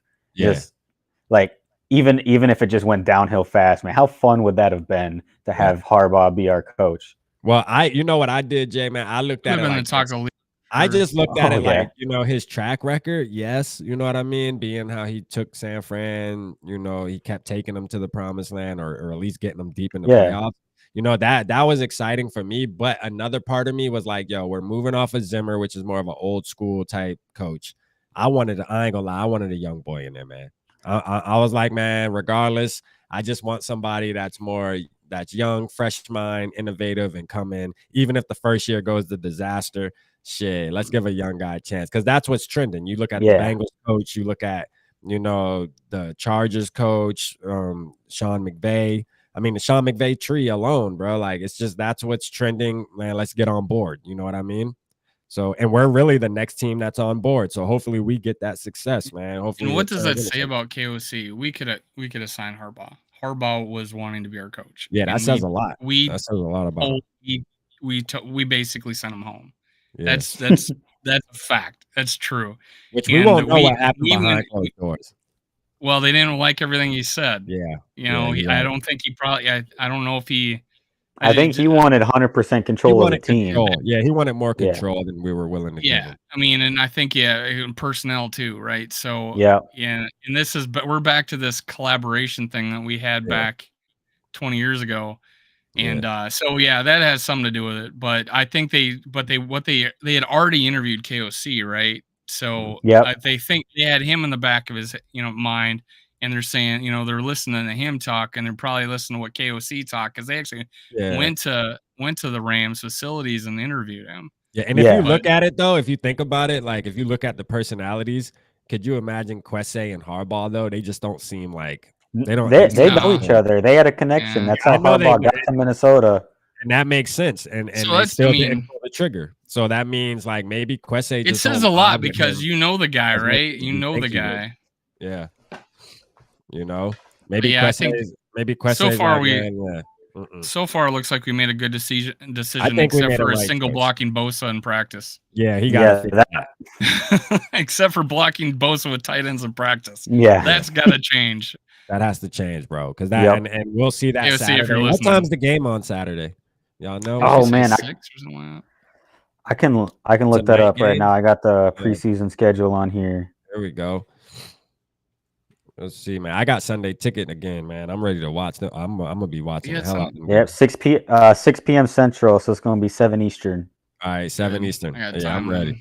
Yeah, I'm ready, man. Saturday, man. That's gonna be lit. Was it Saturday or Sunday? It's Saturday. Right? Yeah, we play Saturday. Saturday night. Cool. Saturday night at 7. Sunday, then. Yeah, man. Sunday we'll do a post game and just talk our shit. Talk our shit about it. Let's see. Okay, fellas, let's get your early season record predictions for the Vikings. Yeah, I was gonna ask Jay that. I will if you make sure that you're subscribed to Minnesota Sports Talk. Oh yeah, and you're subscribed to the Paddock. Jay's Paddock and right. Anthony OG, man. Anthony OG, he been subscribed. Okay, thanks. Yeah. But what you think? Everybody drop y'all. This is what we do. Everybody, there you go. Hey, y'all drop y'all everybody drop it in the chat, man. Tyler Sanders 10-7. Derek Johnson indecisive at 11-6 and 12-5. I'm gonna say 10-7. 10-7. Okay. Yeah, I'm gonna say 10-7. I'm not expecting us to be a Super Bowl team first year new coach, but I am expecting to see some growth with this team. Right. I want to see us finish games. At least a playoff. Are you expecting at least wild card? At least. Yeah. Okay. At minimum. At minimum. Right. I think that should be at least everybody's expectations. More so, I want to see us finish games. I don't want to see us. You guys remember that Steelers game? We were up 29-0, and it came down to the last play of the game. How does that even happen? I was so mad. Mike Zimmer. That's how that happens, bro. Mike Zimmer. Dude, you know what I mean? 29-0. Second down run mandate. Yeah. Mike Zimmer is how that happened, bro. That is solely on Mike Zimmer. And you know what's crazy? We were talking about this yesterday. It's been happening in front of us over and over again, and we just was blind to it. I mean, some people were blind to it. I wasn't blind to it no more, bro. I was on it. We were talking about this yesterday. Is that for being known to be like this old school defensive coach, he played so much keep it in front of you defense, not necessarily prevent, but keep it in front of you defense. That's how Goff was able to get down the field. That's how we lost the Lions. And then that's in that last play of the game and rushing 3 and just taking the the foot off the pedal. Think about this, guys. Even not just that game, Dave and Jay. Just y'all remember? Do y'all remember 2020 against the Texans? when the catch was in Oh the yeah, end zone and the drop, like that's another type game where it's like, okay, all we got to do is stop them. How about not just the Texans? How about we came back and we took a lead on Denver Broncos, but it also came down to the last drive of them just dinking and dunking all the way downfield yep. until they get to the 10-yard line because Zimmer's See, hey, when just are keep everything in front of you. You know, see, like I get yeah, go I get ahead, real Jay. about this topic, man, because I kind of became a defensive nerd a couple of years ago watching a Cardinals Seahawks game, which Talk was a about it, man. masterpiece. Talk about But it. when are teams going to learn that prevent defense does not work? Yeah. Because if you do prevent defense, I mean, Kyler Murray just did a QB draw, ran up the middle, 50 seconds on the clock from his own 20. He's still going to run up the middle. He's going to gain 20 yards. They're going to do that 3 times and kick a field goal. Right. When are teams going to learn that if you guard the sidelines, that you could just run up the middle and spike the ball? Right. And that's what I watched Chase Edmonds and Kyler Murray twice because they went into overtime in that game in the 2-minute or 50 seconds on the clock. They get the ball and they just ran up the middle until they got in the field goal range. Right. And you seen that versus the Lions with us. How many times have you seen a team, and we've done it before, where we were like a 1.5-minute drill, and our first play is a draw play, and then the guy goes up for 15 yards. Yeah, exactly. Ball. That's exactly the kind of shit Zimmer was giving. DCs are overthinking these defensive schemes for these 2-minute drills when you still got to protect that middle of the field. Yeah. What's different about this? The thing is they are going no huddle and you only have one. You're not able to substitute your players in. So there's some things going on there, but God, you got to be ready for that. But my prediction, I've been 12-5 ever since my first prediction, but I do feel better about the Eagles game. So I might raise my ceiling a little bit, but I'm going 12-5 and my floor was 10-7. Yeah. But 12-5. Yeah, I was 10-7, man. I'm going 11-6, man. I'm moving it up to 11-6 right now. Up. But that moving on up. That shit. But I also said 12-5 won't surprise me neither. But I'm with Jay though. Do I expect us to be in the Super Bowl? I mean, I would want us to. I'm gonna give those vibes out. I'm definitely gonna give those vibes out on my podcast. But realistically, when I go to bed at night, do I think it's gonna happen? No. You know what I mean? Just realistically, because if you look at you have to look at the history and the numbers. I mean, the chances of Kevin O'Connell being a rookie coach and taking his team to the Super Bowl is kind of like saying you're drafting a rookie quarterback and he throws for 5,000 yards with 50 touchdowns and wins MVP rookie season. I mean, it's just something that just doesn't really happen. You know what I mean? Yeah. Realistically, I mean, you just got to face the truth. But I'm with y'all though. You know, history is made to be broken. Shit, I like the fact that he's paired with the defensive coaches that we got. Like, I love Ed Donatel. Yeah, me too. And I think Ed Donatel's going to bring us. Pettin too. Yeah. Together, I think they're going to be good. And then he's the reason we got. And who was Pettin? Who is Pettin? Tied to the Packers, right? Or he was the Bears last year in the same position he is with us, and the 3 years assistant prior. Head coach. Okay. Yeah, he was he was the defensive coordinator for 3 NFC title matches, and then they fired him because of like the last game of the year they lost, and the defense gave up like a long drive or something like that, and they blamed it on him and they fired him. But the head coach come back and say like he has a lot to do with our success and really talked about him well. But Zadarius Smith raves about him, how he changed his career. Oh yeah, this is crazy, y'all. Just to throw this out there, you know, it's really not off topic, but I bought Madden today. I don't know if you play Madden or anything, Jay. A little bit. I got Madden 20. I haven't really played Madden 2021 yet, but I play a little bit of Madden. I got 2000. I got it from Adrian Peterson's year. Well, I just bought Madden 23. Y'all talking about 21 and all. Y'all some years behind, man. Listen, I just bought Madden 23. I just bought Madden 23 this morning, played it for the first time, right? Loaded the rosters, played it, and guess what? I got to say this. Ed Ingram is starting, all right? So if Madden gods are right, Ed Ingram is the starting right guard. All I did they have him already? Start franchise. Oh, yes. Right, yeah, let's go. Franchise and just win it. Oh, yes, sir. 25, 25th Look anniversary. At that. Yeah. Yeah, I love have that one. I have last year's too. I but gotta those are the ones say, Madden 23, man, they changed a lot of things. Is it I get 100% better? No, they I still got got some things to Culpeppers on fix. computer disk. I saved it. I got Yeah. Culpeppers. One. But yeah, though, man. That's all I had to say, though, man. Same game every year. It pretty much is the same game, but I gotta say, man, Ed Ingram is starting at right guard on Madden. What's his rating? I Oh, forgot. it's probably like 65 or something. Probably, yeah. But all I remember is seeing him. He's starting though. I was like, damn, even Madden called it. So that's good news if you ask me. Let's I go. don't care. I had to throw that out there because I'm like, usually that don't happen. You know what I mean? Like they got Shandon Sullivan starting on Madden. You know what I mean? Shandon Sullivan starting at the slot. So He's Booth our is only not playing. slot corner, isn't he? Him and Pretty maybe much. Terry Nickerson. He's a 69. Yeah, pretty much, yeah. He's a 69, guys. He's a Ed Ingram. 69. Okay. That's not bad for a rookie.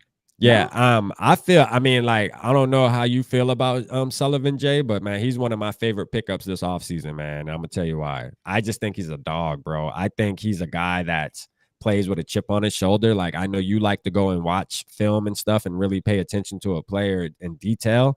And I kind of did that with Shandon. Like, I mean, people say, oh, well, he's an undrafted free agent. The Packers got rid of him. But man, if you go watch him play, like he knows how to do his job good enough to where I feel like he's definitely going to be an upgrade from Mac, which I did love Mac at one point, but last year Mac fell off. That was bad last year. That was bad. Whatever happened to Mac, I want to know what happened to Rhodes, but same thing probably happened to Mac, where that was just awful. Yeah, like Mac disappointed me, yo. I thought Mac was going to be picking shit off last year. I was excited, and then all of a sudden he just fell off the face of the earth. You know what I mean?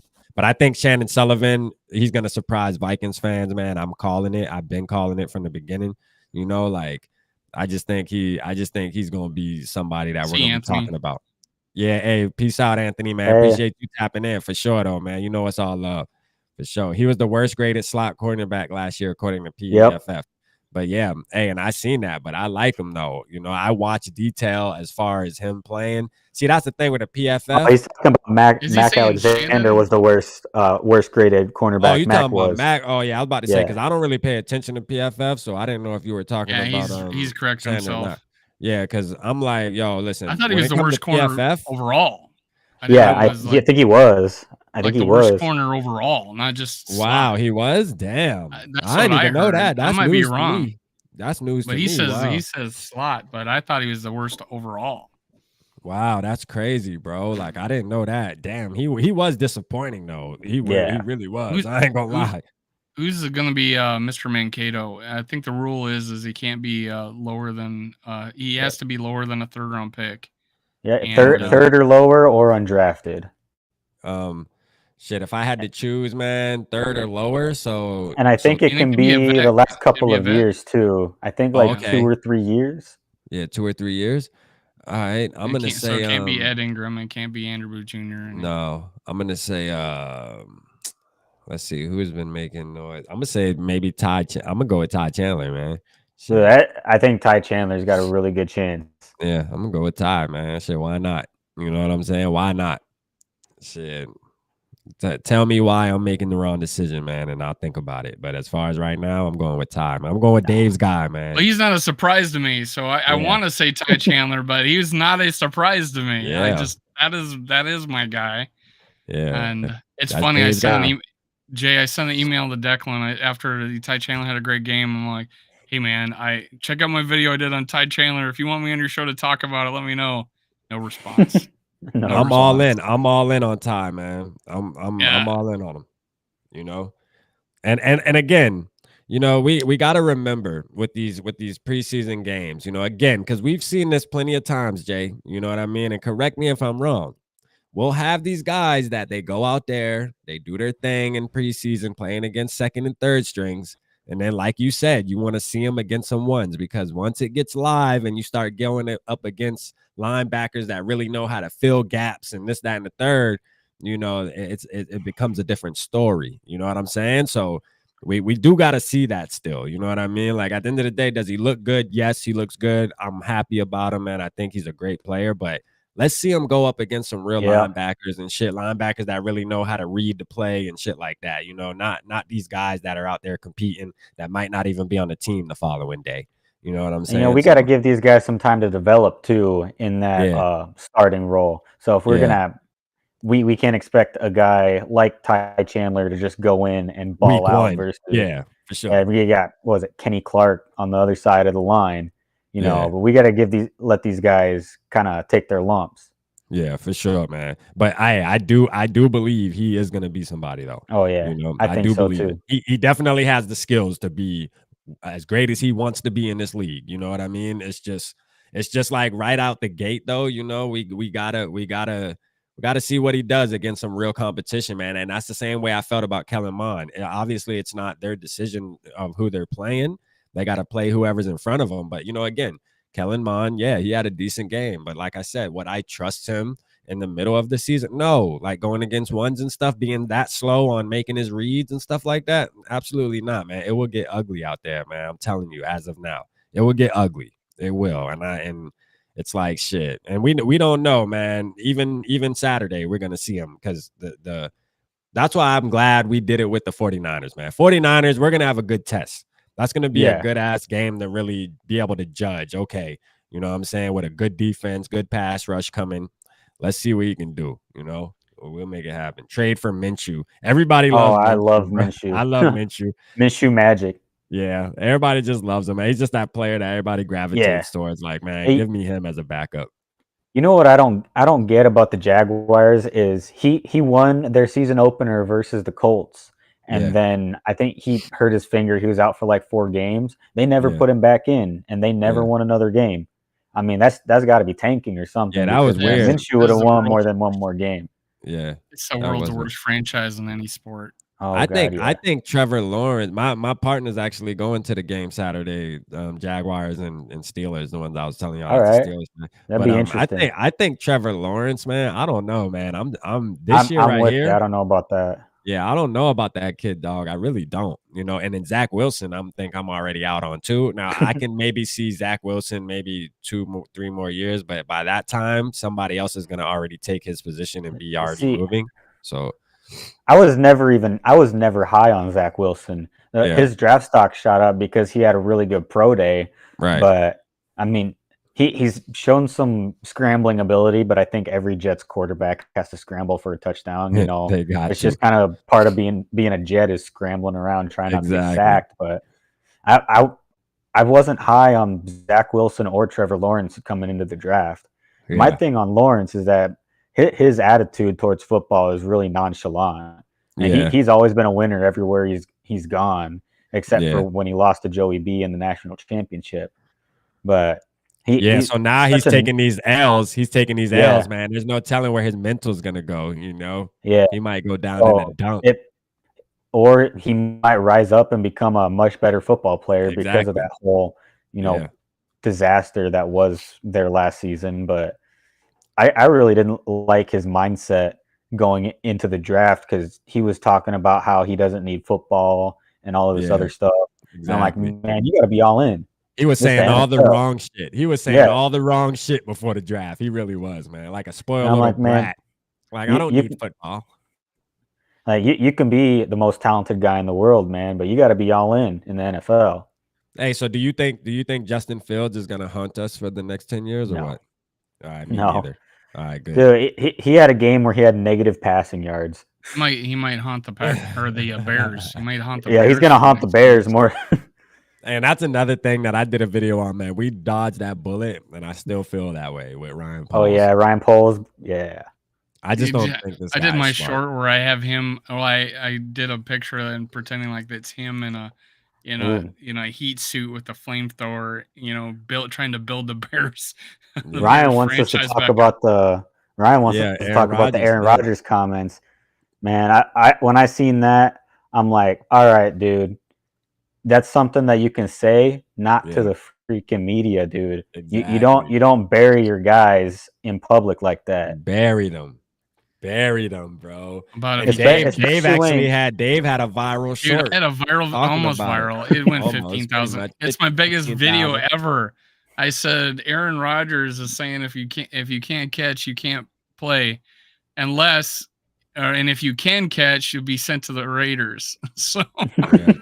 yeah, man. So so he yeah, feels that's some type good. of I got way. like He's 15K mad. off of that one. That was my Yeah. biggest See, video ever. I don't disagree with his comments, but I'm like, dude, you don't say that to the media. You don't put Right. your guys out like that Right, because man. everyone's got to respect Rodgers for being as good as he is, but at the same Exactly. time, you're gonna have these young dudes that resent you for putting them under a spotlight like that, Yeah. That's a fact. especially when they're coming in rookie year trying to get, they got to take their lumps too. I Yeah, for mean, right sure. now your number one receiver is Alan Lazard, man. You can't afford to be putting any guys down right now. You need every guy you can get. And that's a fact, man. He needs to make sure they have confidence out the roof Yeah. before the season starts. But hey, it plays in our favor. You know what I mean? When they come rolling up in the goddamn US Bank Stadium. Hopefully he has that same energy thinking his guys can't catch, And hopefully it puts them in the dumpster, because that'd be perfect for us. For real. Shoot, I don't care. Hey, whatever bad happens to them, I'm okay with it. I'm just keeping 100. I'm okay with it. Yeah, for real, bro. The thing Aaron is, though, they Rodgers is actually like he's a prick, man. He really is when he wants to be. He dude, really is. he's straight disrespectful He is. sometimes. But the He is. thing is, though, the Packers actually got a good coach now. No, Yeah. I actually do like Matt LaFleur. He's another one of them McVay guys, Yep. or Yep. I guess you can't even call him McVay guys. You got to call him what the hell is his name for the Washington coach, Kirk Cousins, coach in Washington, because all them guys came from his coaching Jay staff. Gruden. Yeah, Jay Jay Gruden. Gruden. Yeah. hmm Yeah, that's true. Hey, people ain't think about it like that. That's going deep. That's going back to the deep roots, the actual real roots for real. Yeah, Jay because Gruden, what McVay was the tight ends coach, Yup. McFleur was the OC, and then Kevin O'Connell was AOC was the quarterbacks quarterbacks coach. coach. Yup. Yup. For real. For real. So you're right about that. Shanahan. Yep. Shanahan as well. Yup. Like, hey, he's the one. He's the godfather for real. Oh yeah. Like, hey, it's crazy, man. But hey, It's I funny think how Washington Shanahan, ended up with no good coaches out of all of that. I know, right? And Shanahan, so there's a thing that Shanahan loves Kirk Cousins and all this shit. But I heard Oh yeah, yesterday they didn't even talk though or something. When I watched dude. Shanahan's press conference, he was like, "Yeah, I didn't even get to see him today." I'm like, Dude, there's "Damn." a picture of them talking on the sideline. What is he talking about? Yeah, I don't know what the hell. I don't know what the hell why he said that shit, but it was like I was like, damn, I That's thought they his were like best best of buddy. buds. Yeah, for Oh sure. yeah. Yeah, so that's and their situation is crazy, bro. Like Garoppolo, like so is Garoppolo even in Minnesota with doing the joint practice, No, or he's just like not doing anything? He's just not suiting up at all. no. So they gave him permission to seek a trade, and he's not. Okay, He's with the team, but he's not with the team. I got you. Uh, so I think they might have agreed in private. They're probably going to let him go if he can't find a trade. But Oh wow. they made it clear to him that they're moving on to Trey Lance. Yeah. Yeah, that's crazy to have Garoppolo, man. I think of him and I'm like, yo, you got a quarterback that damn near seems like he's been almost to the Super Bowl the past 3 years in a row. It just seems like he's Dude, always in the convo. And it's like, yo, like what's happening right now? Like I don't know. It's weird. I don't really see but you any know fits what? for him though, believe it or not. I don't really see too many fits for him. And Do you know you? what? Cleveland right Cleveland. now. Yeah, but Yeah, I mean, one they got year. Deshaun Watson though, but yeah, you're right. He's Not for suspended 11 11 games. They games. don't. Yeah, he's 11 games now. They damn sure And he gets overturned and the first game he comes back and plays is against the Texans. I mean, they Texans. did that shit on purpose. Like, come Oh on, yeah. bro. This shit is a NFL is movie, so they man. were probably scripted. like, oh, we need to make like 12 games, but hold it. Hold on, no, Let's let's look at do the schedule. 11. Let's do Oh, 11, That let's and then do he'll be back there for the 11. next. actually might be Turn it up another to reason why they 11. did 11. Yeah. So I heard I have to do a little more research on this and confirm. But if they would have suspended him 12 games, then they would have been able to take some of his salary from next year, which is where he's getting paid that $46 million. Because this year he's got a $1 million salary. Oh, So okay. if they would have suspended him 12 games, I think they would have been able to take more of his salary. So I think part of the negotiation was to have it 11 and then fine him the 5 million. But I don't know where that's written at. That's just something that I seen come up. Yeah. Which is kind Yeah. of interesting. But man, it's too many coincidences. It is, man. There definitely is too many coincidences, man. You know what I'm saying? But hold on, my daughter texted me and tell her come get it. This is one of our longer shows. Yeah, man. We've been on, man. How you feeling though, Jay? I mean, you Hey, good? this is some good stuff right here, man. Yeah, man. Shit, this what we do, man. We kick back, talk Vikings football, man. It's like shit, like you doing, sitting on the couch, man. I'm cooling in my chair, man. We just be chilling out, you know what I mean? Talking Vikings football, man. Hey, Shit's fun. just chilling out talking Vikings football. Can I crack us early right now? Shit, hell yeah. Are Hey, you I'll be right are they back. I'm gonna actually crack us good? early. Yeah, go get one. They're pretty decent actually. They're actually pretty solid. We can buy them here in Nebraska or in the state that shall not be named. There you go. This is brought to you by Surly Brewing Company in Build Bar. All right, right here. What's that betting site? There it is. Got that Furious right you there. Got that Furious IPA. Let's go. Yes, sir. Get right up to the mic. Let's go. So is it really as good? Is it really as good as they say, huh? You know, if you're an IPA guy, it's pretty solid. Oh, okay. Shit. That's what's up, man. Shout out to them, man. I'm a Modelo guy. Modelo, man. I'm a Blue Moon type guy, man. Shock Top. Blue Moon at restaurants, Modelo at home. Yeah, I like Blue Moon and Shock Top, man. Fun times. Judd, is that you? LOL. Hey, for real, man. That's Shirley. Question, rap. Would you win in a who would win in a fist fight? Who would win in a fist fight? KOC or Matt LaFleur? I mean, I don't know. KOC, man. I'm gonna say KOC's got that reach. Huge compared to LaFleur. Yeah, LaFleur's small, man. I'm gonna say KOC a pound him out, man. Dude, you know? KOC is low key huge. He's like 6'4", dude. He's got some reach on them arms, man. You put them in the ring, I don't think LaFleur touches him. Yeah, for sure, man. For sure. Blue Moon and Shock Top, love it. Hey, you already know Skol Purple. You already know. That should be a new color, man. Skol Purple, like for real. Skol Purple. That should be our That's what they should call our purple. Yeah, that should be an official color, man. That's a good ass name, man. What do they call this purple? Because I know this is darker than the purple that they wore like when Chile was coaching. I think this is a different shade of purple. Yeah, I like this shade of purple we got now. Yeah, like the shade of purple we're rocking now is the best. You know what I mean? Like for real, it's that. I got the Jefferson Color Rush jersey right here. This shit is fire. Oh yeah, dude, those Color Rush jerseys are fire. Yeah, I love this shit, man. That's my shit. I didn't hang it back up last night because I was showing people, man. I'm gonna wear it week 1. I ain't gonna lie, I'm gonna wear that fucker week 1. Shit, I'm ready. Let's see. My EK is the go-to. My EK is the go-to. Hey man, Eric Hendricks, man, he's one of my favorite players, low key too. Oh yeah, man. all time. Yeah. This whole talk about him like having a bad season, and I know PFF hates him, but he was playing cleanup so bad though. Yeah, he had 140 some tackles and 5. You brought up 5 sacks on the show we were on. I'm like, he had 5 sacks. What the fuck? That's the most he ever had, and he had like the most tackles he's ever had too, and like. Yep. The thing with EK is it's the same thing that happened with Anthony Harris the year that he had the really down year, and then we cut him. Was that he was playing cleanup for the cornerbacks because they were god awful. Well, EK was playing cleanup for our run defense because our D line couldn't stop the run up front. Right. So that makes EK look bad when he has to constantly chase down these guys all over the field. Exactly. And they don't like, and PFF doesn't Hitman. They don't like linebackers at all unless they're edge rushers. They just don't like them. Yeah, it's like that's true. That's true. Good question, Ryan. How many catches will JJ have week 1? I'm gonna 10 say minimum. Yeah, I'm gonna say 10. I'm gonna say they're leaning on him heavy. I'm saying they're leaning on him heavy. 10 minimum for sure. We ran one of the fewest amount of plays in the NFL last year. And I just assume this year will be one of the top ones. So, yeah, he's gonna have 10 catches. Yeah, we definitely gonna have a hell of a season, man. You know, Diggs might want to come back. I'm excited, man. Hey, Diggs shot it. Diggs shouted us out though. Now.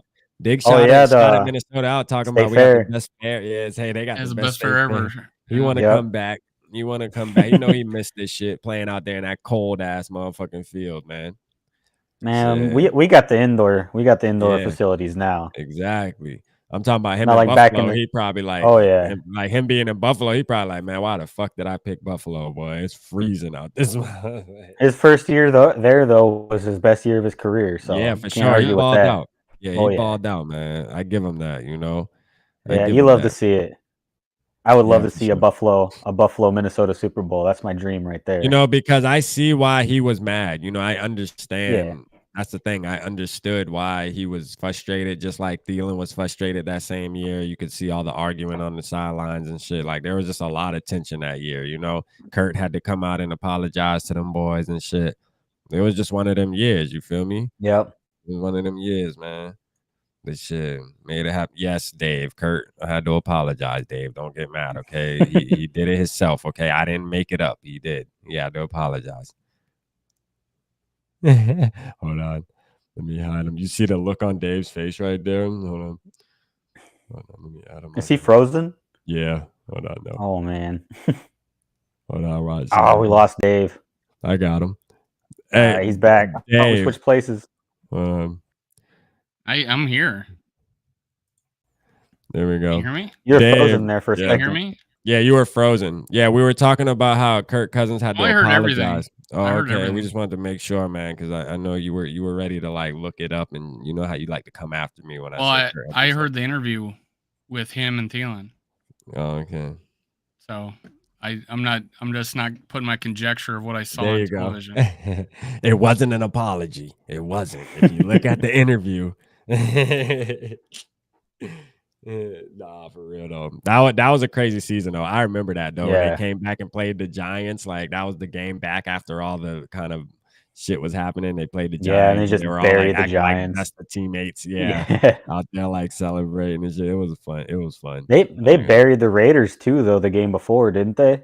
They I played think they played so, the Raiders. yeah. They dropped like 40 points on them or Yeah. something.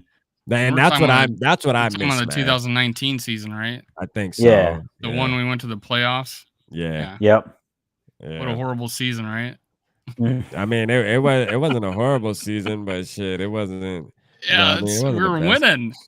At the beginning, though, we started out slow. The wide receivers were just tired of, I guess, how the offense was being called. I don't Yeah. think it was more. It wasn't And too that's what much it on was. Kurt. It Diggs was is on not how mad the at plays were getting Diggs is called. not mad at Cousins. He's mad at Yeah. what the offense was like, and he wanted to go to a better offense.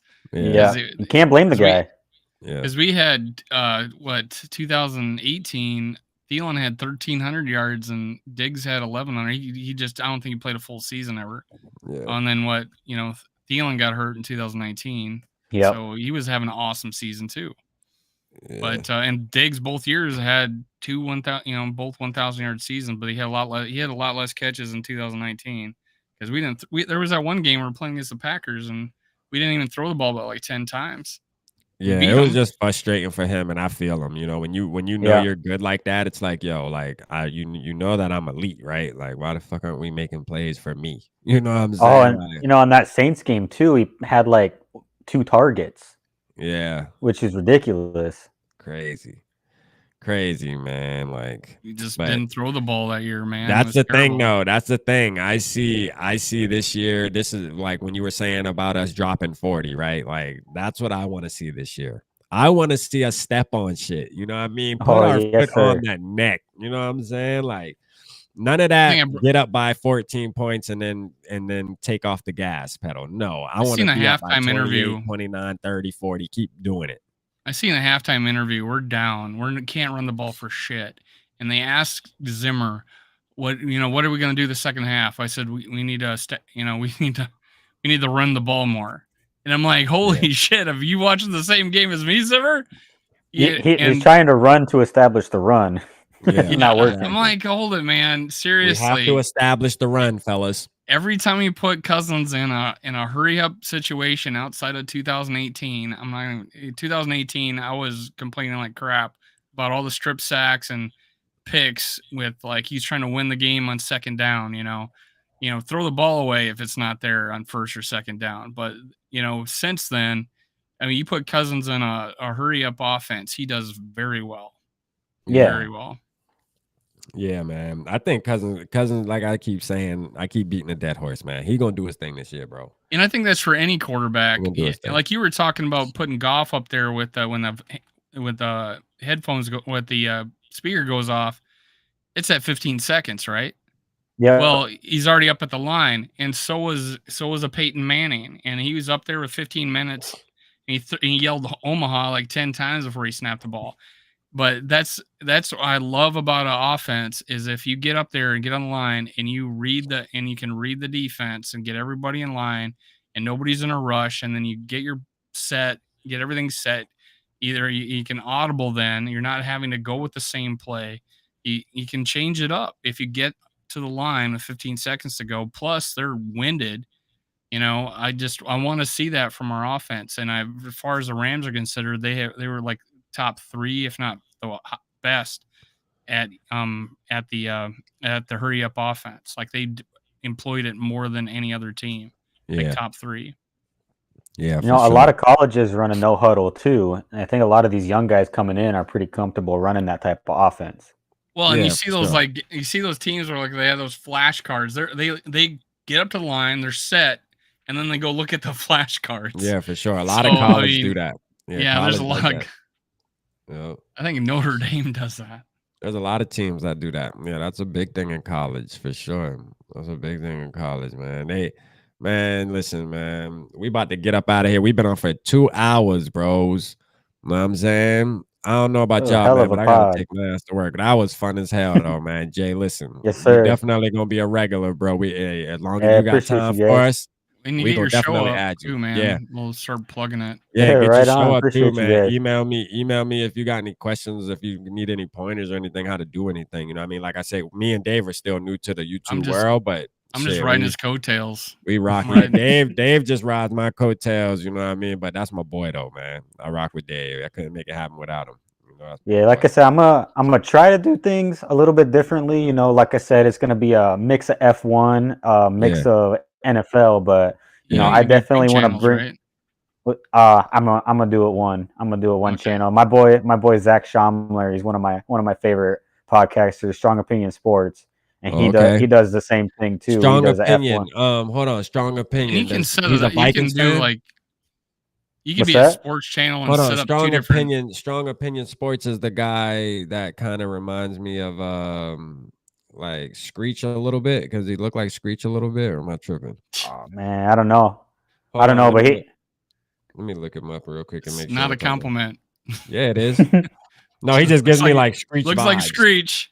He gives me like Screech vibes or something like that. Yeah. No, I think I'm gonna try to do a little bit of like season breakdowns, some film breakdowns, some stuff like that. Hey, Dave, go look up Strong Opinion Sports and tell me if I'm tripping, bro. I mean, like, I'm not. That's not a diss. I'm just saying that's the vibe. Like when I seen him, like he just gave me that type of vibe, like Screech type vibes. But he's really good though. I rock with him. I'm subscribed to him, and yes, he actually.